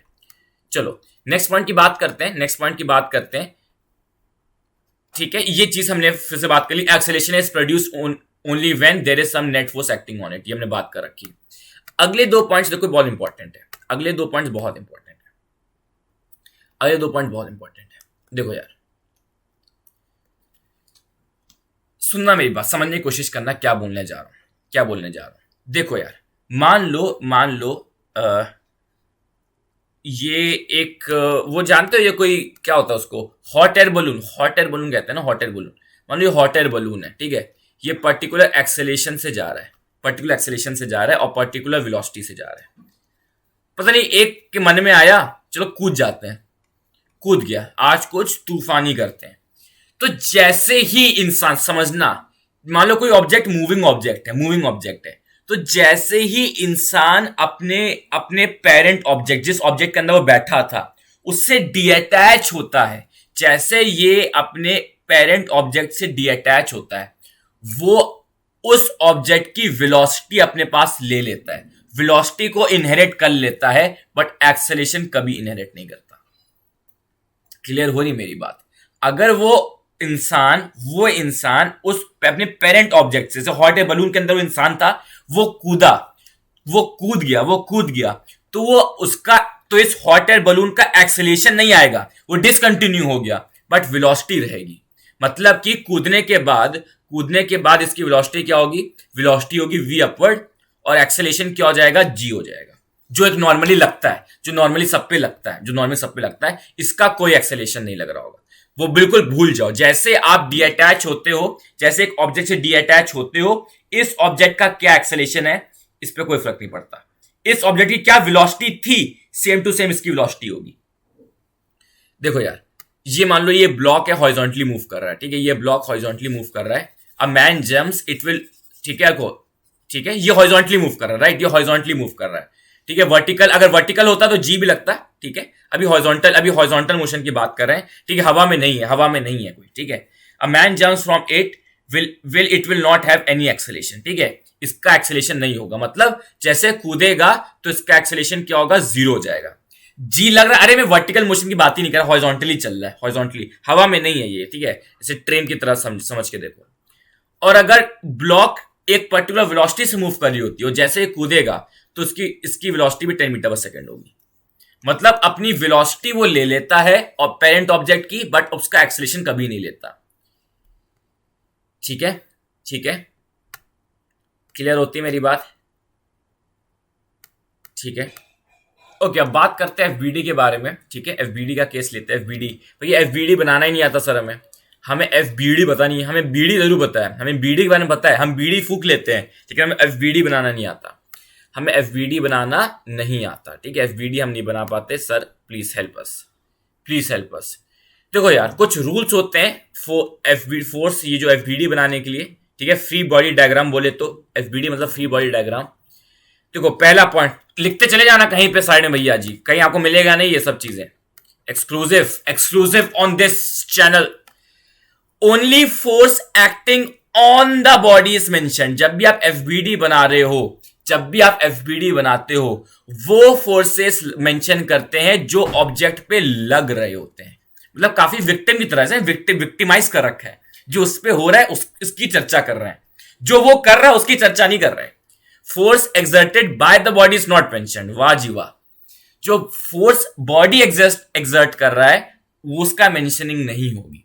फोर्स उस ऑब्जेक्ट पे क्या फोर्स लग रहा है, बाहरी लोग क्या फोर्स लगा रहे हैं वो मेंशन होगा. ऑब्जेक्ट क्या लगा रहा है उस पे वो उसकी बात नहीं करी जाएगी. और only direct force is mentioned, इसकी बात करेंगे अभी. Only direct force is mentioned, इसकी बात करेंगे. देखो मैं इसका फ्री बॉडी डायग्राम बना के दिखाता हूं. इसका फ्री बॉडी डायग्राम देखो. इसका फ्री बॉडी डायग्राम क्या, ये ग्राउंड पे रखा हुआ है. ग्राउंड पे रखा हुआ है तो एक पहले ना एक फोर्स के बारे में पढ़ लीजिए, called normal force. Normal force के बारे में पढ़ लीजिए. नॉर्मल फोर्स के बारे में. नॉर्मल फोर्स क्या होता है? एक ऐसा फोर्स जब भी कांटेक्ट होगा फोर्स आएगा. क्लियर कर लेना, जहां कांटेक्ट नहीं वहां नॉर्मल फोर्स नहीं होगा. ठीक है. जहां कांटेक्ट छूटने वाला होगा मतलब नॉर्मल फोर्स जीरो करना है. Normal force is related to the contact. अगर मैं कहूं कांटेक्ट छूटने वाला है मतलब नॉर्मल फोर्स जीरो होने वाला है. ठीक है. तो अभी कांटेक्ट में है तो नॉर्मल फोर्स लगेगा. ठीक है. तो तुम देखो इस पे, इस ब्लॉक ऑफ मास m पे एक mg फोर्स नीचे लग रहा है, ग्रेविटेशनल फोर्स mg नीचे लग रहा है, और ऊपर नॉर्मल फोर्स लग रहा है. कि नॉर्मल फोर्स कौन लगा रहा है? ग्राउंड लगा रहा है. ग्राउंड लगा रहा है. ठीक है. ग्राउंड लगा, नॉर्मल फोर्स ऊपर लग रहा है इस पे. तो इस पे दो फोर्सेस लग रहे हैं, इस पर फोर्स लग रहे हैं, इस पे दो फोर्स, एक mg फोर्स डाउनवर्ड, एक नॉर्मल फोर्स अपवर्ड. तो ये हो गया FBD. ये हो गया FBD. और भैया इसका FBD बना के देखते हैं. इससे बहुत क्लैरिटी आएगी आपको. इससे बहुत क्लैरिटी आएगी. मान लो ये ब्लॉक है, ये रेस्ट पे है, मतलब दो फोर्सेस लगे हुए हैं और रेस्ट पे है ये. ठीक है. दोनों इक्वल फोर्सेस लगे हैं, FF लगा हुआ है. अब देखिए, अब आपसे पूछा फ्री बॉडी डायग्राम बनाओ. देखो ध्यान समझना. M2 का देखो क्या कर रखा है. इतना तो क्लियर होगा M2 पे M2G फोर्स लगेगा डाउनवर्ड. एक डाउनवर्ड फोर्स तो लगेगा, mg फोर्स डाउनवर्ड लगेगा. वेट, अपना जो वेट होता है वो तो डाउनवर्ड लगेगा. ठीक है. और एक नॉर्मल फोर्स ऊपर लग जाएगा. नॉर्मल फोर्स क्योंकि कांटेक्ट में क्योंकि इधर कांटेक्ट में था तो नॉर्मल फोर्स ऐसे. और नॉर्मल फोर्स की डायरेक्शन हमेशा perpendicular to the contact surface होता है. Perpendicular to the contact surface. ये चीज अच्छे से लिख लीजिएगा कहीं, अच्छे से मेंशन कर लेना कहीं. It is always, normal force is always perpendicular to the contact force. Surface ऐसा है, नॉर्मल फोर्स ऐसा लगेगा. ठीक है. तो नॉर्मल फोर्स तो ये लग गया. अब मेरी बात ध्यान से सुनना. इसमें लेफ्ट वाला फोर्स क्यों नहीं लाया? M2 पे लेफ्ट वाला F क्यों नहीं आया, सिर्फ राइट वाला क्यों है? क्योंकि F, लेफ्ट वाला जो F है वो डायरेक्ट फोर्स नहीं है. वो डायरेक्ट फोर्स नहीं है. देखिए जरा ध्यान से. डायरेक्ट फोर्सेस मेंशन, जो डायरेक्ट लग रहा हो, ये इनडायरेक्ट लग रहा है. इस पे इनडायरेक्टली लग रहा है, इस पे डायरेक्टली थोड़ी लग रहा है. समझ में आती मेरी बात? तो सिर्फ राइट वाला फोर्स जो है, मतलब ये राइट हैंड साइड वाला फोर्स, ये मेंशन किया गया है. पहले तो नॉर्मल mg समझ में आ गया, पहले N2 mg समझ में आ गया. फिर अब बात करते हैं F के बारे में. F में आपने देखा लेफ्ट वाला F ये नहीं लग रहा. क्यों नहीं लग रहा? डायरेक्ट नहीं है. रूल समझते चले जाना. ठीक है. मैंने अपनी अनअकैडमी पे बना रखी है भैया, डिटेल लेक्चर ले रखे हैं इस पे. अगर आपको नहीं आता डिटेल लेक्चर देख लीजिएगा अच्छे से. ठीक है. अब ये नॉर्मल फोर्स, ये बला कहां से आई? It should not be N1. I am really sorry. ठीक है. N1 बिल्कुल भी नहीं होना चाहिए. इसको N' बोल रहा हूं मैं. N'. ठीक है. N1 तो भैया इसका नॉर्मल फोर्स होगा. ये N' नॉर्मल फोर्स कौन सा है? N' नॉर्मल फोर्स है ये वाला. देखो यार, ये जो कांटेक्ट है, आई एम सॉरी, रेड से करना चाहिए था. ये जो कांटेक्ट है, इनके बीच का तो एक कांटेक्ट है कि नहीं है? ये कांटेक्ट है कि नहीं इसके बीच में? तो ये जो कांटेक्ट है, तो क्योंकि M2 देखो, एक ग्राउंड से भी चिपका है और ऐसे भी चिपका है. ग्राउंड से चिपका है, ठीक है, ग्राउंड से चिपका है तो नॉर्मल फोर्स ऊपर, इधर चिपका है नॉर्मल फोर्स इधर. तो आपने देखा नॉर्मल फोर्स की दो तीन क्वालिटीज आप लिख लीजिए. नॉर्मल फोर्स की क्वालिटी देखिए. जहां कांटेक्ट वहां नॉर्मल फोर्स, हमेशा परपेंडिकुलर और हमेशा away from the body, away from the contact surface. ठीक है, away from the contact surface. जैसे कि ये ब्लॉक रखा था ग्राउंड पे, तो away from the contact surface, इस ऑब्जेक्ट पे अवे लग रहा है, मतलब दूर लगता है हमेशा। समझते हो, नॉर्मल फोर्स हमेशा आपको लगेगा दूर, ठीक है। तो कॉन्टैक्ट ऐसा था तो अवे फ्रॉम द सरफेस। इस M2 का कॉन्टैक्ट ऐसे था ना, M2 कॉन्टैक्ट ऐसे था ना, तो अवे फ्रॉम द सरफेस, ये M2 का है। अब आप बताओ M1 क्या समझ पा रहे हो कि नहीं समझ पा रहे हो। M1 में ये एन डैश होगा, देखो एक सेकंड जरा, लेट इट लोड हो जाए भैया हमारा लैपटॉप। आप तब तक देखिए, तब तक हम इससे खेल लें, तब तक आप देखिए, देख रहे हो भैया तब तक आप देखो, आप आराम से लिखो, ये N1 नहीं है, पहले बता दो, दिस इज नॉट N1, ये एन डैश है। सर ये कैसे हो गया, सर ये दोनों एन डैश कैसे लग गया, ये कैसे हो गया, बताते हैं कैसे हो गया, देखो बताते हैं कैसे हो गया। सर दोनों एम डैश देखो यार, ये M1 M2 था और कॉन्टैक्ट सरफेस ये थी। तो मान लिया इस कॉन्टैक्ट सरफेस में जो नॉर्मल फोर्स लग रहा है वो एन डैश मैंने माना, इस कॉन्टैक्ट सरफेस पे जो नॉर्मल फोर्स लग रहा है एन डैश माना। याद रखना, जो भी ऑब्जेक्ट्स, देखो जैसे एक हाथ ये है, एक हाथ ये है, अगर ये कांटेक्ट कर रहे हैं, एक कांटेक्ट पे सेम नॉर्मल फोर्स आता है। जो भी इस जैसे कांटेक्ट हुआ है, इन पे सेम नॉर्मल फोर्स लगेगा और अपोजिट डायरेक्शन में। न्यूटन्स थर्ड लॉ लग रहा है बेसिकली। जैसे इसने इस पे ये दोनों चिपके, जो नॉर्मल फोर्स ये इस पे लगाएगा, ये नॉर्मल फोर्स इस पे लगाएगा। देखो डांस करो सॉरी, ठीक है, जो नॉर्मल फोर्स ये इस पे लगाएगा, ये नॉर्मल फोर्स इस पे लगाएगा। तो वही चीज हो रही है कांटेक्ट पे M1 पे नॉर्मल फोर्स ऐसे लग रहा है, M1 पे एन डैश, जो मैं एन डैश बोल दिया, नॉर्मल फोर्स ऐसे लग रहा है, वेरएस M2 पे equal and opposite N dash ऐसे लग रहा है। ठीक है, ये सरफेस ऑफ कांटेक्ट था इनका, ठीक है। तो आई होप यहां पे आपको पॉइंट क्लियर हुआ होगा। चलो जी, अब बात करते हैं फाइंडिंग एक्सेलेरेशन। की एक्सेलेरेशन कैसे फाइंड करें। एक्सेलेरेशन, देयर आर दो फॉर्मूले आपको बता रहा हूं, बहुत इंपॉर्टेंट है। देखो फाइंडिंग एक्सेलेरेशन, जब भी आपको क्वेश्चन में दिया जाए ऐसे 3 ब्लॉक है और एक फोर्स लग रहा है, आपको एक चीज क्लियर होनी चाहिए। अब यहां पे सिर्फ एक फोर्स लग रहा है, क्या ये बैलेंस दिख रहा है कहीं से? बैलेंस मतलब इक्विलिब्रियम छोड़ दो, अभी नहीं समझ में आएगा। क्या ये बैलेंस दिख रहा है फोर्स? ये फोर्स बैलेंस है, नहीं है। मूव करेगा कि नहीं करेगा? अगर क्वेश्चन में जनरली दिया ही रहता है, क्वेश्चन में दिया जाता है all blocks are moving together, सारे ब्लॉक्स एक साथ मूव करें। इसको कैसे करते हैं? आप इन 3 ब्लॉक्स को एक बड़ा ब्लॉक मान लो, सिंपल। जब भी 2 ब्लॉक्स या 3 ब्लॉक्स एक साथ मूव कर रहे होते हैं, consider them as a big block, एक बड़ा ब्लॉक जिसका मास है M1 plus M2 plus M3 और इसमें फोर्स लग रहा है। तो एक्सेलेरेशन क्या हो जाएगा? F upon M1 plus M2 plus M3। तो सारे ऑब्जेक्ट्स, इन तीनों का एक्सेलेरेशन सेम है। भाई एक चीज समझना यार, तीनों रेस्ट पे हैं और तीनों सेम वेलोसिटी से मूव भी कर रहे हैं। They are moving together, right? पहले रेस्ट पे थे और अब सब एक साथ मूव कर रहे हैं, पक्का इनका एक्सेलेरेशन भी सेम ही रहा होगा। भैया तुम सोचो ना यार, मान लो 2 गाड़ियां हैं, जैसे वो होता ना, रेस होती है, जब रेस करते हैं, दोनों रेस्ट पे होती है गाड़ियां, दोनों गाड़ियां रेस्ट पे होती हैं। तो जिसका एक्सेलेरेशन ज्यादा तेज होता है वो गाड़ी आगे ज्यादा भाग जाती है, जिसका एक्सेलेरेशन धीरे होता है वो आगे नहीं भाग पाती। लेकिन इमेजिन करो 2 गाड़ियां रेस्ट पे और स्टार्ट हुई, ठीक है, स्टार्ट हुई और आगे गई, एक साथ सेम स्पीड पे जा रही हैं, पक्का इनका एक्सेलेरेशन भी सेम ही लग रहा है। तभी रेस्ट पे थे, सेम एक्सेलेरेशन लग रहा है, तभी उनकी वेलोसिटी सेम रेट से बढ़ती चली जा रही है। क्लियर हो रहा है? चलो, तो आपका एक्सेलेरेशन हो जाएगा F upon M1 plus M2 plus M3। हो भाई साहब, अब बात करते हैं पुली के बारे में।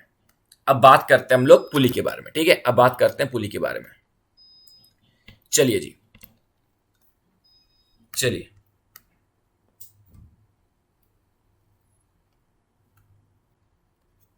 अब बात करते हैं पुली के बारे में। चलो, पुली का क्या सीन है देखिए। पुली में एक फॉर्मूला आपको रटना ही रटना है। पुली में फॉर्मूला रटना है। क्या लिखा हुआ है? एक्सेलेरेशन होता है net dragging force minus net opposing force upon total mass. इसका बहुत सारे पुली के क्वेश्चन सॉल्व हो जाएंगे तुम्हारे एक्सेलेरेशन में, सारे पुली के क्वेश्चन सॉल्व हो जाएंगे, सारे पुली के क्वेश्चन सॉल्व हो जाएंगे आपके, ठीक है, सारे पुली सॉल्व कर लोगे आप, सारे क्वेश्चन सॉल्व हो जाएंगे। अब देखो यार इस क्वेश्चन कैसे करेंगे, ध्यान से देखिएगा। Net dragging minus net opposing upon total mass. क्या होता है net dragging? Net dragging force minus net opposing force upon total mass. कैसे करते हैं? देखो यार इसमें गिवन है आपको m2 ज्यादा है, ठीक है, आपको गिवन है कि ये ऐसे पुली ऐसे मूव कर रही है, ठीक है, पुली ऐसे मूव कर रही है, ठीक है, तो m2 ज्यादा है, ये आपको मेंशन्ड है, m2 ज्यादा है, ठीक है। तो एक बात बताओ, m2 ड्रैग करेगा कि नहीं करेगा? m2 खींच रहा है, ड्रैगिंग मतलब जो खींचता है, ड्रैग करना, ड्रैग मतलब खींच रहा है, ड्रैग मतलब खींचना, तो m2 क्या कर रहा है? ड्रैग कर रहा है। और सुनना मेरी बात, इसमें कभी भी आप टेंशन फेंशन फोर्स नहीं लेते, इसमें कभी भी आप टेंशन वगैरह कभी नहीं लेते, इसमें कभी, यही तो इसकी ब्यूटी है।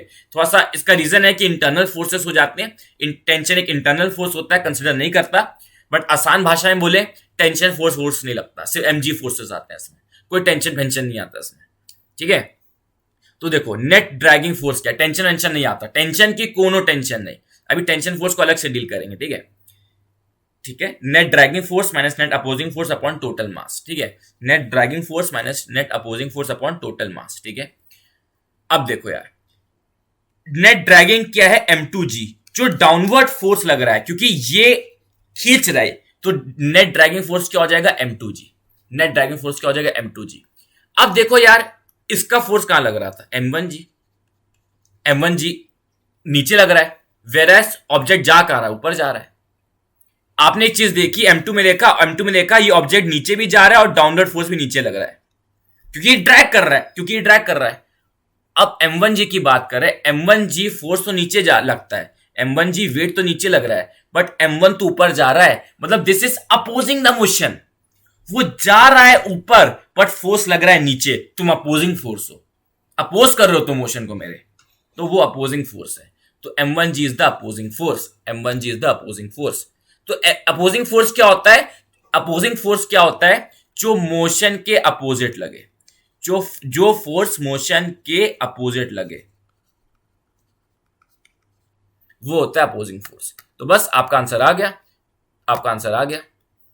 एक्सेलरेशन या तो गलती लिखी हुई है, गलत लिखा हुआ है थोड़ा सा, ठीक है, थोड़ा सा गड़बड़ लिखा हुआ है, इसको मैं पूरा इरेज कर देता हूं, ये काट दीजिएगा प्लीज, इसको काट दीजिएगा, मैं एक्सेलरेशन लिख रहा हूं आपके लिए। एक्सेलरेशन आएगा m2g minus m1g upon m1 plus m2, this is the acceleration.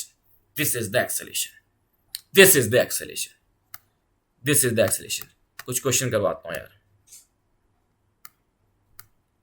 कुछ क्वेश्चन हो जाए। क्या मैं क्वेश्चन वो लेके नहीं आया हूं? क्या मैं वो क्वेश्चन लेके, हाँ एक क्वेश्चन यहाँ पे पड़ा हुआ हमारा 2000 में आया था ये, और 2020 में शायद आया था, राइट? तभी बता रहा हूं पुराने क्वेश्चन कभी कर लेने चाहिए, 2000 क्वेश्चन 2020 में आ गया था, right? Acceleration of the system and masses are left free. क्या एक्सेलरेशन ऑफ द सिस्टम? देखो यार एक चीज याद रखना, एक चीज पुली के बारे में थोड़ा सा ना, पुली को अच्छे से हम डील करेंगे, पुली को ऐसा करते हैं, पुली को हम अच्छे से डील करेंगे, इसके प्रॉब्लम्स करेंगे, अच्छे से करेंगे, एक लेक्चर में कर लेंगे, चलो ठीक है। वैसे मैंने पढ़ा रखा है अनअकैडमी में पढ़ा रखा है, डिटेल में उसको पढ़ सकते हो। तो पुली में एक चीज याद रखना, जब भी सेम स्ट्रिंग होती है, अभी हम नीट लेवल की हम बात करेंगे जो आसान चीजें हैं, जब भी सेम स्ट्रिंग होती है, जब भी एक रस्सी होती है, अगर एक रस्सी है तो जो वेलोसिटी और जो एक्सेलरेशन इसका है वही वेलोसिटी और एक्सेलरेशन उसका होगा।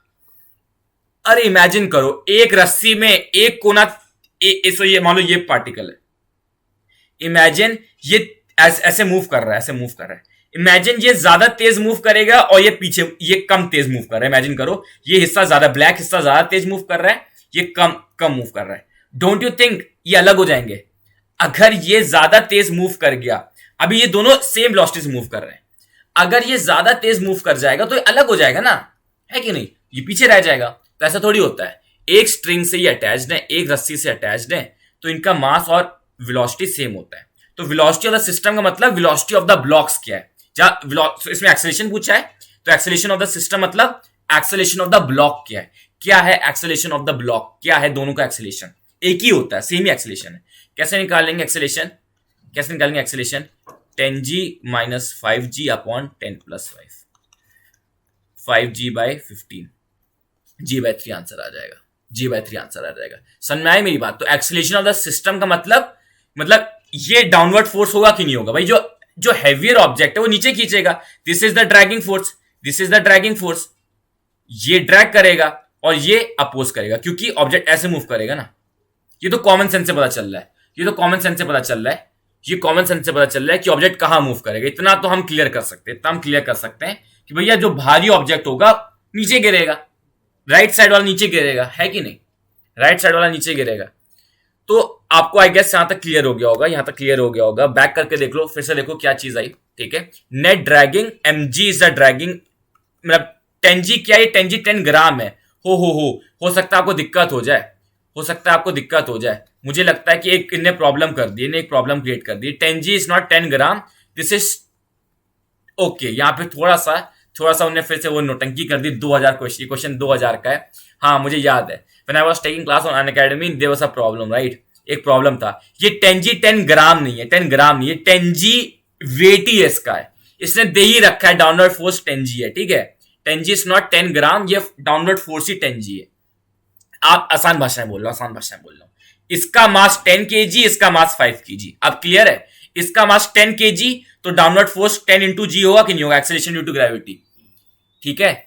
और इसका मास 5 kg तो इसका डाउनवर्ड फोर्स 5g होगा, ठीक है। और जा तो ये एक्चुअली अपवर्ड ही रहा है, ये ऑब्जेक्ट जा तो अपवर्ड ही रहा है। चलो भाई कहां चले? चलो भाई कह रहा है। अब इसके बारे में बात करते हैं। अब देखो, अगर अब केस देखते हैं ये वाला।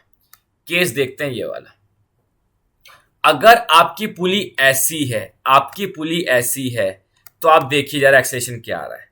एक्सेलेरेशन तो वही होना चाहिए था, m2g minus m1g upon m1 plus m2। लेकिन सर यहां m1g तो है ही नहीं, ये कैसे? सिंपल सा रीजन है। देखो ये पुली ऐसे मूव करेगी, m2g भारी है तो ये इधर जाएगा कि नहीं जाएगा? ड्रैगिंग फोर्स तो m2g नीचे खींच रहा है, इधर जाएगा कि नहीं जाएगा? बिल्कुल जाएगा, इधर जाएगा, बिल्कुल जाएगा। अब देखिएगा ध्यान से, ये राइट जा रहा है कि नहीं जा रहा है? क्या लेफ्ट में कोई फोर्स लग रहा है? There is no force which is opposing. हाँ m1g लग रहा है, लेकिन m1g is not opposite of the direction of motion, perpendicular है m1g तो। यार देखो यार, डायरेक्शन ऑफ मोशन ध्यान से देखना इस चीज में, ये इंपॉर्टेंट केस होता है। ये डायरेक्शन ऑफ मोशन इस डायरेक्शन में, इसके अपोजिट तो कोई फोर्स ही नहीं है। अगर होता तो लगा देते minus net opposing force. Oppose कर ही नहीं रहा है इस मोशन को कोई फोर्स, एक फोर्स लग रहा है बस m1g, एक फोर्स लग रहा है सिर्फ m1g। क्लियर है? तो इसमें एक्सेलरेशन क्या आएगा? m2g upon m1 plus m2, ठीक है। चलो अब नेक्स्ट केसेस पे बात कर लेते हैं, नेक्स्ट क्वेश्चन की बात करते हैं। चलो ये चीज है, जब भी आपको एफबीडी बनाने को, एक पॉइंट और ऐड करने वाला है, जब भी आपको एफबीडी बनाने को बोला जाए, मेक श्योर कि वो बॉडी एक्सेलेरेटेड है कि नॉन एक्सेलेरेटेड है। For example FBD when acceleration is non zero. अगर आपका एक्सेलेरेशन है एफबीडी पे, फॉर एग्जाम्पल ये F1 फोर्स है, F2 फोर्स है, ये अनइक्वल फोर्सेस है, पक्का एक्सेलेरेशन तो कहीं ना कहीं आएगा। तो ये इक्वेशन कैसे बनाते हैं? देखो इक्वेशन कैसे बनाते हैं। इसमें गिवन क्या था? एक्सेलेरेशन अपवर्ड है। सुनना मेरी बात, ये बहुत ज्यादा यूज है इस चीज का, बहुत ज्यादा। मान लो दो ब्लॉक्स हैं, एक पे F1 लग रहा है, एक पे F2 लग रहा है डाउनवर्ड। अब एक्सेलेरेशन है, ठीक है, acceleration is upward. Acceleration given है, ये एक्सेलेरेशन अपवर्ड है, आपको गिवन एक्सेलेरेशन अपवर्ड है। एक्सेलेरेशन अपवर्ड का मतलब ही यही है F1 फोर्स जीत रहा होगा। समझ में आती मेरी बात? एक्सेलेरेशन का मतलब ही यही, एक्सेलेरेशन अपवर्ड है। फॉर एग्जांपल कोई मुझे इधर से खींचे, कोई इधर से खींचे, अगर मैं इधर खींच रहा हूं, पक्का यहां वाला आदमी जो और औरत आदमी जो भी होगा जो खींच रहा है, वो ज्यादा फोर्स से खींच रहा होगा। तो मतलब कि इक्वेशन क्या होगी? जो ग्रेटर फोर्स है F1 minus F2 is equal to ma। ये चीज बहुत ही ज्यादा काम की है, ठीक है। अब मैं पूछूं, ठीक है ये चीज हो गई। अब इसका एक्सेलेरेशन क्या होगा?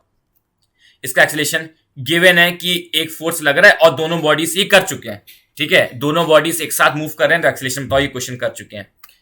ठीक है, अब इसका फ्री बॉडी डायग्राम पूछता है। फ्री बॉडी डायग्राम बना चुके हैं, राइट, फ्री बॉडी डायग्राम बना चुके हैं, बट इस फ्री बॉडी डायग्राम में एक खासियत है।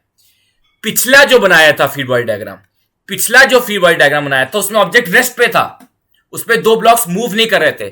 जब एफबीडी बना रहे थे, दिखा देता हूं मैं, ये देखो इसमें क्या था, मैंने क्या बोल रखा था, ये ऑब्जेक्ट, ये जो मासेस हैं ये रेस्ट पे, ये रेस्ट पे, ये रेस्ट पे है कि नहीं। लेकिन इस वाले केस में, नीचे वाले केस में they are not at rest, they are not at rest. ठीक है, they are not at rest. अब देखिएगा क्वेश्चन, रेस्ट पे नहीं है, रेस्ट पे नहीं है। हाँ, फोर्सेस वही मेंशन्ड है, फोर्सेस एग्जैक्टली वही मेंशन्ड है, बट एक एक्सेलेरेशन आया हुआ है, एक एक्सेलेरेशन आया हुआ है। तो देखो वर्टिकल इक्वेशन क्या बन रही है, देखो वर्टिकल डायरेक्शन में कोई मोशन तो नहीं हो रहा, एक्सेलेरेशन तो प्योर हॉरिजॉन्टल है, वर्टिकल डायरेक्शन में तो हो नहीं रहा, तो वर्टिकल डायरेक्शन में पक्का फोर्स बैलेंस होगा, पक्का फोर्स बैलेंस होगा, पक्का फोर्स बैलेंस होगा। लेकिन राइट डायरेक्शन में फोर्स बैलेंस नहीं है, क्योंकि एक्सेलेरेशन है, क्योंकि एक्सेलेरेशन है, क्योंकि एक्सेलेरेशन है, क्योंकि एक्सेलेरेशन है। तो देखो मैंने क्या बताया था, वही चीजें आ रही हैं। एमए क्या होता था, नेट फोर्स, एमए क्या होता है, नेट फोर्स। अब देखो यार, अब सिंपल सा कॉन्सेप्ट वही पे वही कॉन्सेप्ट आ रहा है। F1 राइट में लग रहा है, N2 लेफ्ट में लग रहा है, लेफ्ट में लेफ्ट डायरेक्शन में जा रहा है, N2 लेफ्ट डायरेक्शन में जा रहा है कि नहीं जा रहा है, F1 राइट डायरेक्शन में जा रहा है कि जा रहा, और एक्सेलेरेशन गिवन है कि राइट में, एक्सेलेरेशन गिवन है कि राइट में। तो इक्वेशन तो ये बनेगी F1 minus N dash, F1 minus N dash is equal to M A. बनेगी कि नहीं बनेगी, इसको N1 ना बोल के एन डैश बोलो, इसे बनेगी कि नहीं बनेगी, F1 minus N dash is equal to M A, बनेगी कि नहीं बनेगी। ठीक है, F1 minus N dash is equal to M A हो जाएगा, सिंपल। ठीक है, और एक्सेलेरेशन में निकाल के दिखा था, एक्सेलेरेशन में निकाल के दिखा था। एक्सेलेरेशन कैसे निकालते थे, एक्सेलेरेशन कैसे निकालते थे, कंबाइन करके, ऑब्जेक्ट को कंबाइन करके। पहला काम ही यही होता है, एफबीडी बनाने से पहले एक्सेलेरेशन देखो, क्या वो एफबीडी किसका बना रहे हो, एक्सेलरेटेड का बना रहे हो कि नॉन एक्सेलरेटेड का बना रहे हो। अगर एक्सेलेरेशन है तब फोर्स बैलेंस नहीं कर पाओगे, तब ये करना पड़ जाएगा। ठीक है, ठीक है, ये एक्सेलेरेशन सर कहां से आया, समझ नहीं आ रहा सर, ये एक्सेलेरेशन कहां से आया। वही कॉन्सेप्ट था पहले। अब ये इस क्वेश्चन में एक्सेलेरेशन कैसे निकालते थे, दो ब्लॉक्स एक साथ मूव करें तो एक्सेलेरेशन कैसे निकालते थे। हाँ, एक्सेलेरेशन कैसे निकालते थे, force upon total F upon m1 plus m2, m1 plus m2। ठीक है, m1 प्लस m2, तो m1 इंटू ए, तो क्या होगा, f1 minus N dash is equal to m, f1 upon m1 plus m2। तो थोड़ा सा अच्छे लेवल के क्वेश्चंस कर रहे हैं, हर एक चीज हमने डिटेल में डिस्कस कर लें। ठीक है, अब बात करते हैं लिफ्ट प्रॉब्लम की, लिफ्ट प्रॉब्लम की। ठीक है, और मंकी वाला, ठीक है, मंकी रोप वाला। ठीक है, मंकी रोप की बात करते हैं। फिर एक इक्विलिब्रियम वाला पार्टिकल है, बहुत छोटी सी चीज है, जल्दी जल्दी कवर करते हैं, जल्दी जल्दी कवर करते हैं, कुछ मुश्किल नहीं है इसमें, कुछ मुश्किल नहीं है। देखो यार, लिफ्ट प्रॉब्लम की बात करते हैं। एक इंसान, आपने देखा होगा, आप लिफ्ट में कभी भी बैठे होगे, आप लिफ्ट में कभी भी बैठे होगे, आपने चीज नोटिस करी होगी, लिफ्ट में जब भी बैठते हैं थोड़ा सा लिफ्ट चलती है, ऊपर जाती है या नीचे जाती है, थोड़ा सा अजीबोगरीब चीज हो जाती है, थोड़ा सा अजीब फीलिंग आती है। अब एग्जैक्टली क्या आती है पता नहीं, बट कुछ अजीब सा फील होता है ना, कभी लाइट सा, कभी भारी सा लगता है। देखते हैं क्या है, सिंपल सा है, एक लिफ्ट है वो ऊपर जा रही है, लिफ्ट ऊपर एक्सीलरेट हो रही है, तो इस आदमी का एफबीडी बनाते हैं, आदमी का एफबीडी बनाते हैं। वही कॉन्सेप्ट जो बताया जा रहा हूं, आदमी का एफबीडी, एक एमजी लगेगा, एक नॉर्मल फोर्स लगेगा, और एक्सेलरेशन अपवर्ड है, और एक्सेलरेशन अपवर्ड है। क्या होगा, क्या ये बैलेंस्ड है, इस मैन इज नॉट बैलेंस्ड, ऊपर एक्सेलरेशन है, एन फोर्स ऐसे, एमजी ऐसे, तो N minus m g is equal to m a आ गया। समझिए बात को, वही कॉन्सेप्ट यूज हो रहा है। तो नॉर्मल फोर्स क्या हो जाएगा, MG plus MA, MG plus MA, ये नॉर्मल फोर्स हो जाएगा। अब वही लिफ्ट अगर नीचे जाए, लिफ्ट अगर नीचे जाए, सर इसमें टेंशन नहीं यूज करेंगे, सर इसमें टेंशन नहीं लगेगा, आदमी पे टेंशन, तो आदमी पे टेंशन नहीं लगेगा। अरे डायरेक्ट फोर्स यूज करते हैं, टेंशन तो टेंशन तो इस पे लगेगा यार, टेंशन तो इस लिफ्ट पे लगेगा। डायरेक्ट फोर्सेस लिखते हैं, डायरेक्ट फोर्सेस लेते हैं। फिर से इसकी बात करते हैं, फिर से इसकी बात करते हैं। अब देखो डाउनवर्ड जा रहा है, डाउनवर्ड जा रहा है, फिर नॉर्मल फोर्स ऊपर है, एमजी नीचे, बट एक्सेलरेशन डाउनवर्ड है, तो mg माइनस एन किया, जो अब नीचे जा रहा है, मतलब नीचे वाला फोर्स बड़ा होगा, mg minus N is equal to ma, तो n मतलब लेस देन mg हो गया। ये दो क्वेश्चंस हैं, इस पे आप आराम से क्वेश्चन करिएगा। ठीक है, इस पे आप आराम से क्वेश्चन करिएगा। ठीक है, एक क्वेश्चन मैं ये करवाना चाहता हूं आपसे, ये क्वेश्चन आपसे करवाना चाहता हूं, ठीक है, ये क्वेश्चन करवाना चाहता हूं क्योंकि ये थोड़ा सा डिफरेंट है तो वो आ जाएगा। देखो क्या है, देखो क्या है, अ लिफ्ट, और ये जनरली लोग डाउट पूछते हैं मेरे से, पुराना क्वेश्चन है, अ लिफ्ट ऑफ मास। अब देखो यार, सुनना मेरी बात, अब एग्जैक्टली इस फॉर्मूला बेस्ड जो क्वेश्चन होगा वो क्वेश्चन प्रैक्टिस कर लेंगे। अब ये थोड़ा डिफरेंट क्वेश्चन है, आपको करवाना चाहता हूं, ठीक है। A lift of mass 1000 kg which is moving with acceleration 1 meter per second upward direction, then the tension developed in the string which is connected by lift is, ठीक है। अब लिफ्ट की, ये लिफ्ट के बारे में वही कॉन्सेप्ट है, कोई दिक्कत नहीं है, मैं इसलिए क्वेश्चन ले लिया ताकि लिफ्ट वाला सीन भी समझ में आ जाए। अब वो पूछता है लिफ्ट, लिफ्ट सिंपल लिफ्ट की बात कर रहा है भैया, लिफ्ट के ऊपर टेंशन फोर्स होगा, नीचे mg लगेगा लिफ्ट का, और इट इज मूविंग अपवर्ड, यही तो है बस। लिफ्ट का क्या हुआ, ऊपर टेंशन नीचे mg, खाली लिफ्ट थी, ठीक है, खाली लिफ्ट है, ऊपर टेंशन नीचे mg, वही चीज हो गया, t minus M G is equal to M A, तो t is equal to M A plus M G, खत्म, आ गया आंसर। टेंशन क्या हो जाएगा, M A plus M G. यहां दिक्कत होती है लोग को, आई गेस यहाँ पे ना, यहाँ पे ने g मेंशन नहीं किया था, इसलिए इसमें क्या है, g इज इक्वल टू 10 लो तो अलग आंसर आ रहा है, g इज इक्वल टू 9.8 लो तो अलग आंसर आ रहा है, और दोनों ही आंसर क्वेश्चन के अंदर है, तो कौन सा लेंगे, 9.8 ले लेंगे। बट अब ऐसी कंफ्यूजन कभी नहीं आएगा, अब ऐसा कंफ्यूजन कभी भी नहीं आएगा आपको, क्लियर है, ऐसा कंफ्यूजन आपको कभी नहीं। चलो जी, अब बात करते हैं नेक्स्ट पॉइंट की, अब बात कर लेते हैं नेक्स्ट पॉइंट की, चलो अब बात कर लेते हैं नेक्स्ट पॉइंट की, that is monkey rope, monkey rope वाला, मंकी रोप वाला। इक्विलिब्रियम ऑफ पार्टिकल हम तब पढ़ेंगे जब हम फ्रिक्शन करेंगे दोस्त, ठीक है, हम कल फ्रिक्शन पढ़ेंगे तो हम कल इक्विलिब्रियम के बारे में पढ़ लेंगे, क्योंकि फ्रिक्शन बहुत यूज आएगा, बहुत कुछ प्रॉब्लम नहीं, इक्विलिब्रियम कोई मुश्किल नहीं है, ठीक है, आप पढ़ सकते हो इक्विलिब्रियम को। कल जब हम फ्रिक्शन पढ़ेंगे तब हम इक्विलिब्रियम के साथ स्टार्ट करेंगे, ताकि फ्रिक्शन का तब कॉन्सेप्ट समझ पाए, ठीक है, फ्रिक्शन में वही यूज हो जाएगा, वरना तो बार बार मेरे को इस लेक्चर का इक्विलिब्रियम समझाना पड़ेगा, तो हम तब ये क्वेश्चन करेंगे, ठीक है, तब हम ये फ्रिक्शन वाला क्वेश्चन कर लेंगे, ठीक है। चलो भाई, ये वन लास्ट क्वेश्चन करते हैं, मंकी वाला, मंकी रोप प्रॉब्लम। देखो क्या होता है यार, आपने एक चीज नोटिस करी होगी, जब भी एक इंसान रस्सी पे चढ़ता है, आपने कभी देखा होगा यार, आज देखा नहीं कभी सुना होगा कि रस्सी चढ़ते चढ़ते रस्सी टूट गई, कभी ना कभी सुना होगा, आप फील कर पाते हो कि हाँ, रस्सी पे चढ़ते हैं ना तो रस्सी कई बार टूट सकती है, मोटा आदमी चढ़ेगा तो टूट जाती है रस्सी, ठीक है। अब समझते हैं ऐसा क्यों होता है, देखो मेरी बात समझना, जब भी कोई बंदर, ठीक है, बड़े काम का बंदर, सुनना मेरी बात, जब भी आप एक चीज क्लियर करना, जब भी आप रस्सी पे चढ़ते हो, आपने एक चीज नोटिस करी होगी, रस्सी पे चढ़ने के लिए, ऊपर चढ़ने के लिए रस्सी को नीचे दबाना पड़ता है। अरे रस्सी को ऊपर दबा दूंगा तो चढ़ूंगा कैसे, रस्सी को पहला पॉइंट है, रस्सी को पकड़ो ताकि लटक पाओ, अब ऊपर चढ़ना है आपको, ऊपर चढ़ना है तो रस्सी को नीचे दबाते हो, जिसको नीचे रस्सी को नीचे खींचते हो कि नहीं खींचते हो, रस्सी को नीचे खींचते हो कि नहीं खींचते हो, हाँ रस्सी को नीचे खींचते हैं सर। तो देखो मतलब अगर ये एक स्ट्रिंग है, ठीक है, तो क्या होता है, एक mg फोर्स तो इंसान का लग ही रहा होता है, एक mg फोर्स इस स्ट्रिंग पे, एक mg फोर्स तो इंसान का लग ही रहा होता है, ठीक है, और एक टेंशन लग रहा होता है, ठीक है, स्ट्रिंग में एक टेंशन डेवलप होता है। स्ट्रिंग में देखो, आप एग्जांपल देखो, सिंपल से मान लो आप लटके हुए हो, आप नहीं, बंदर लटका हुआ है, बंदर ऐसे लटका हुआ है, वो लटका कैसे होगा, नीचे mg लग रहा होगा और रस्सी से उसको ऊपर टेंशन फोर्स मिल रहा होगा, और नीचे mg है, तो ये बैलेंस आउट हो गया। बट क्वेश्चन में गिवन है सर ये mg नीचे क्यों है, अरे mg नीचे तो होता है, और टेंशन ऊपर क्यों है सर, टेंशन ऊपर क्यों होता है।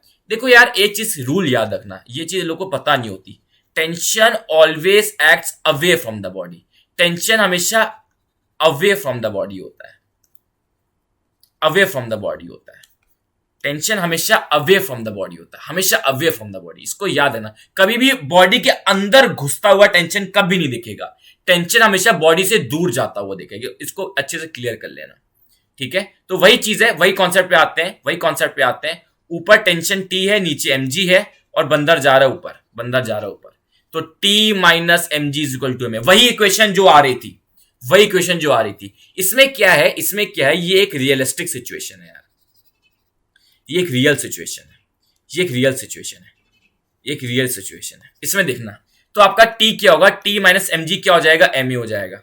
तो टी क्या हो जाएगा, M G plus M A. ये चीज क्लियर है कि नहीं क्लियर है? टेंशन आपका हो जाएगा M G plus M A, tension हो जाएगा M G plus M A. क्या चीज, एक चीज क्लियर कर पा रहे हो? आप जितने एक्सेलेरेशन से ऊपर भागोगे टेंशन उतना ही ज्यादा बढ़ता चला जाएगा। आप जितने एक्सेलेरेशन से भागोगे टेंशन उतना बढ़ता चला जाएगा। और टेंशन की हर स्ट्रिंग की एक लिमिट होती है, लेट्स से 1000 न्यूटन, इसकी 1000 न्यूटन है। आप एक्सेलेरेशन बढ़ाए जा रहे हो, टेंशन बढ़ता जाएगा। जैसे ही टेंशन हो गया 1001 न्यूटन, मैक्सिमम लिमिट थी इतनी, स्ट्रिंग टूट जाएगी। अगर आप टेंशन हद से ज्यादा कर दोगे स्ट्रिंग विल ब्रेक। स्ट्रिंग क्या हो जाएगी, ब्रेक हो जाएगी। ठीक है, क्लियर है। और समझ में आता है मेरी बात? तो यहां पे रियलिस्टिक सिचुएशन है, तो मैक्सिमम पॉसिबल एक्सेलेरेशन क्या है, वही निकाल लिया, वही फॉर्मूले से निकाल लिया। ठीक है, वही फॉर्मूले से निकाल लिया कि भैया एक टाइम के बाद हम, ऐसा नहीं कि हम कितने भी एक्सेलेरेशन ऊपर चले जा रहे हैं, नहीं, एक्सेलेरेशन बढ़ाते हो तो टेंशन इन द स्ट्रिंग बढ़ जाता है और टेंशन आ जाती है स्ट्रिंग में। एक लिमिट के बाद टेंशन ज्यादा होने के कारण स्ट्रिंग टूट सकती है। ठीक है, स्ट्रिंग टूट सकती है। अब ये क्वेश्चन करके देखते हैं, ठीक है, ये क्वेश्चन करके देखते हैं। A monkey is descending from the branch of a tree with a constant acceleration. ठीक है, if the breaking strength of branch is 75% of the weight of the monkey, the minimum acceleration with which monkey can slide down without breaking the branch.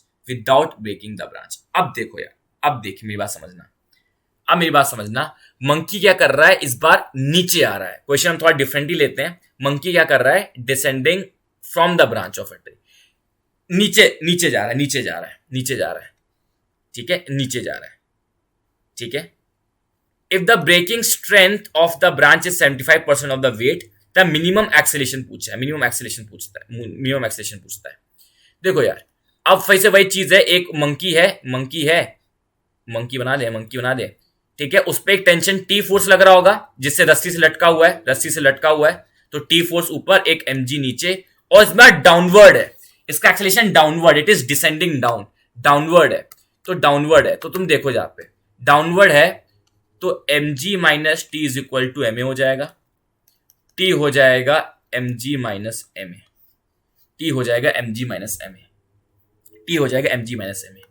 पूछा है breaking strength of the branch is 75% of the break, मतलब जो maximum tension allowed है, जो breaking strength है, वो 75% of mg है।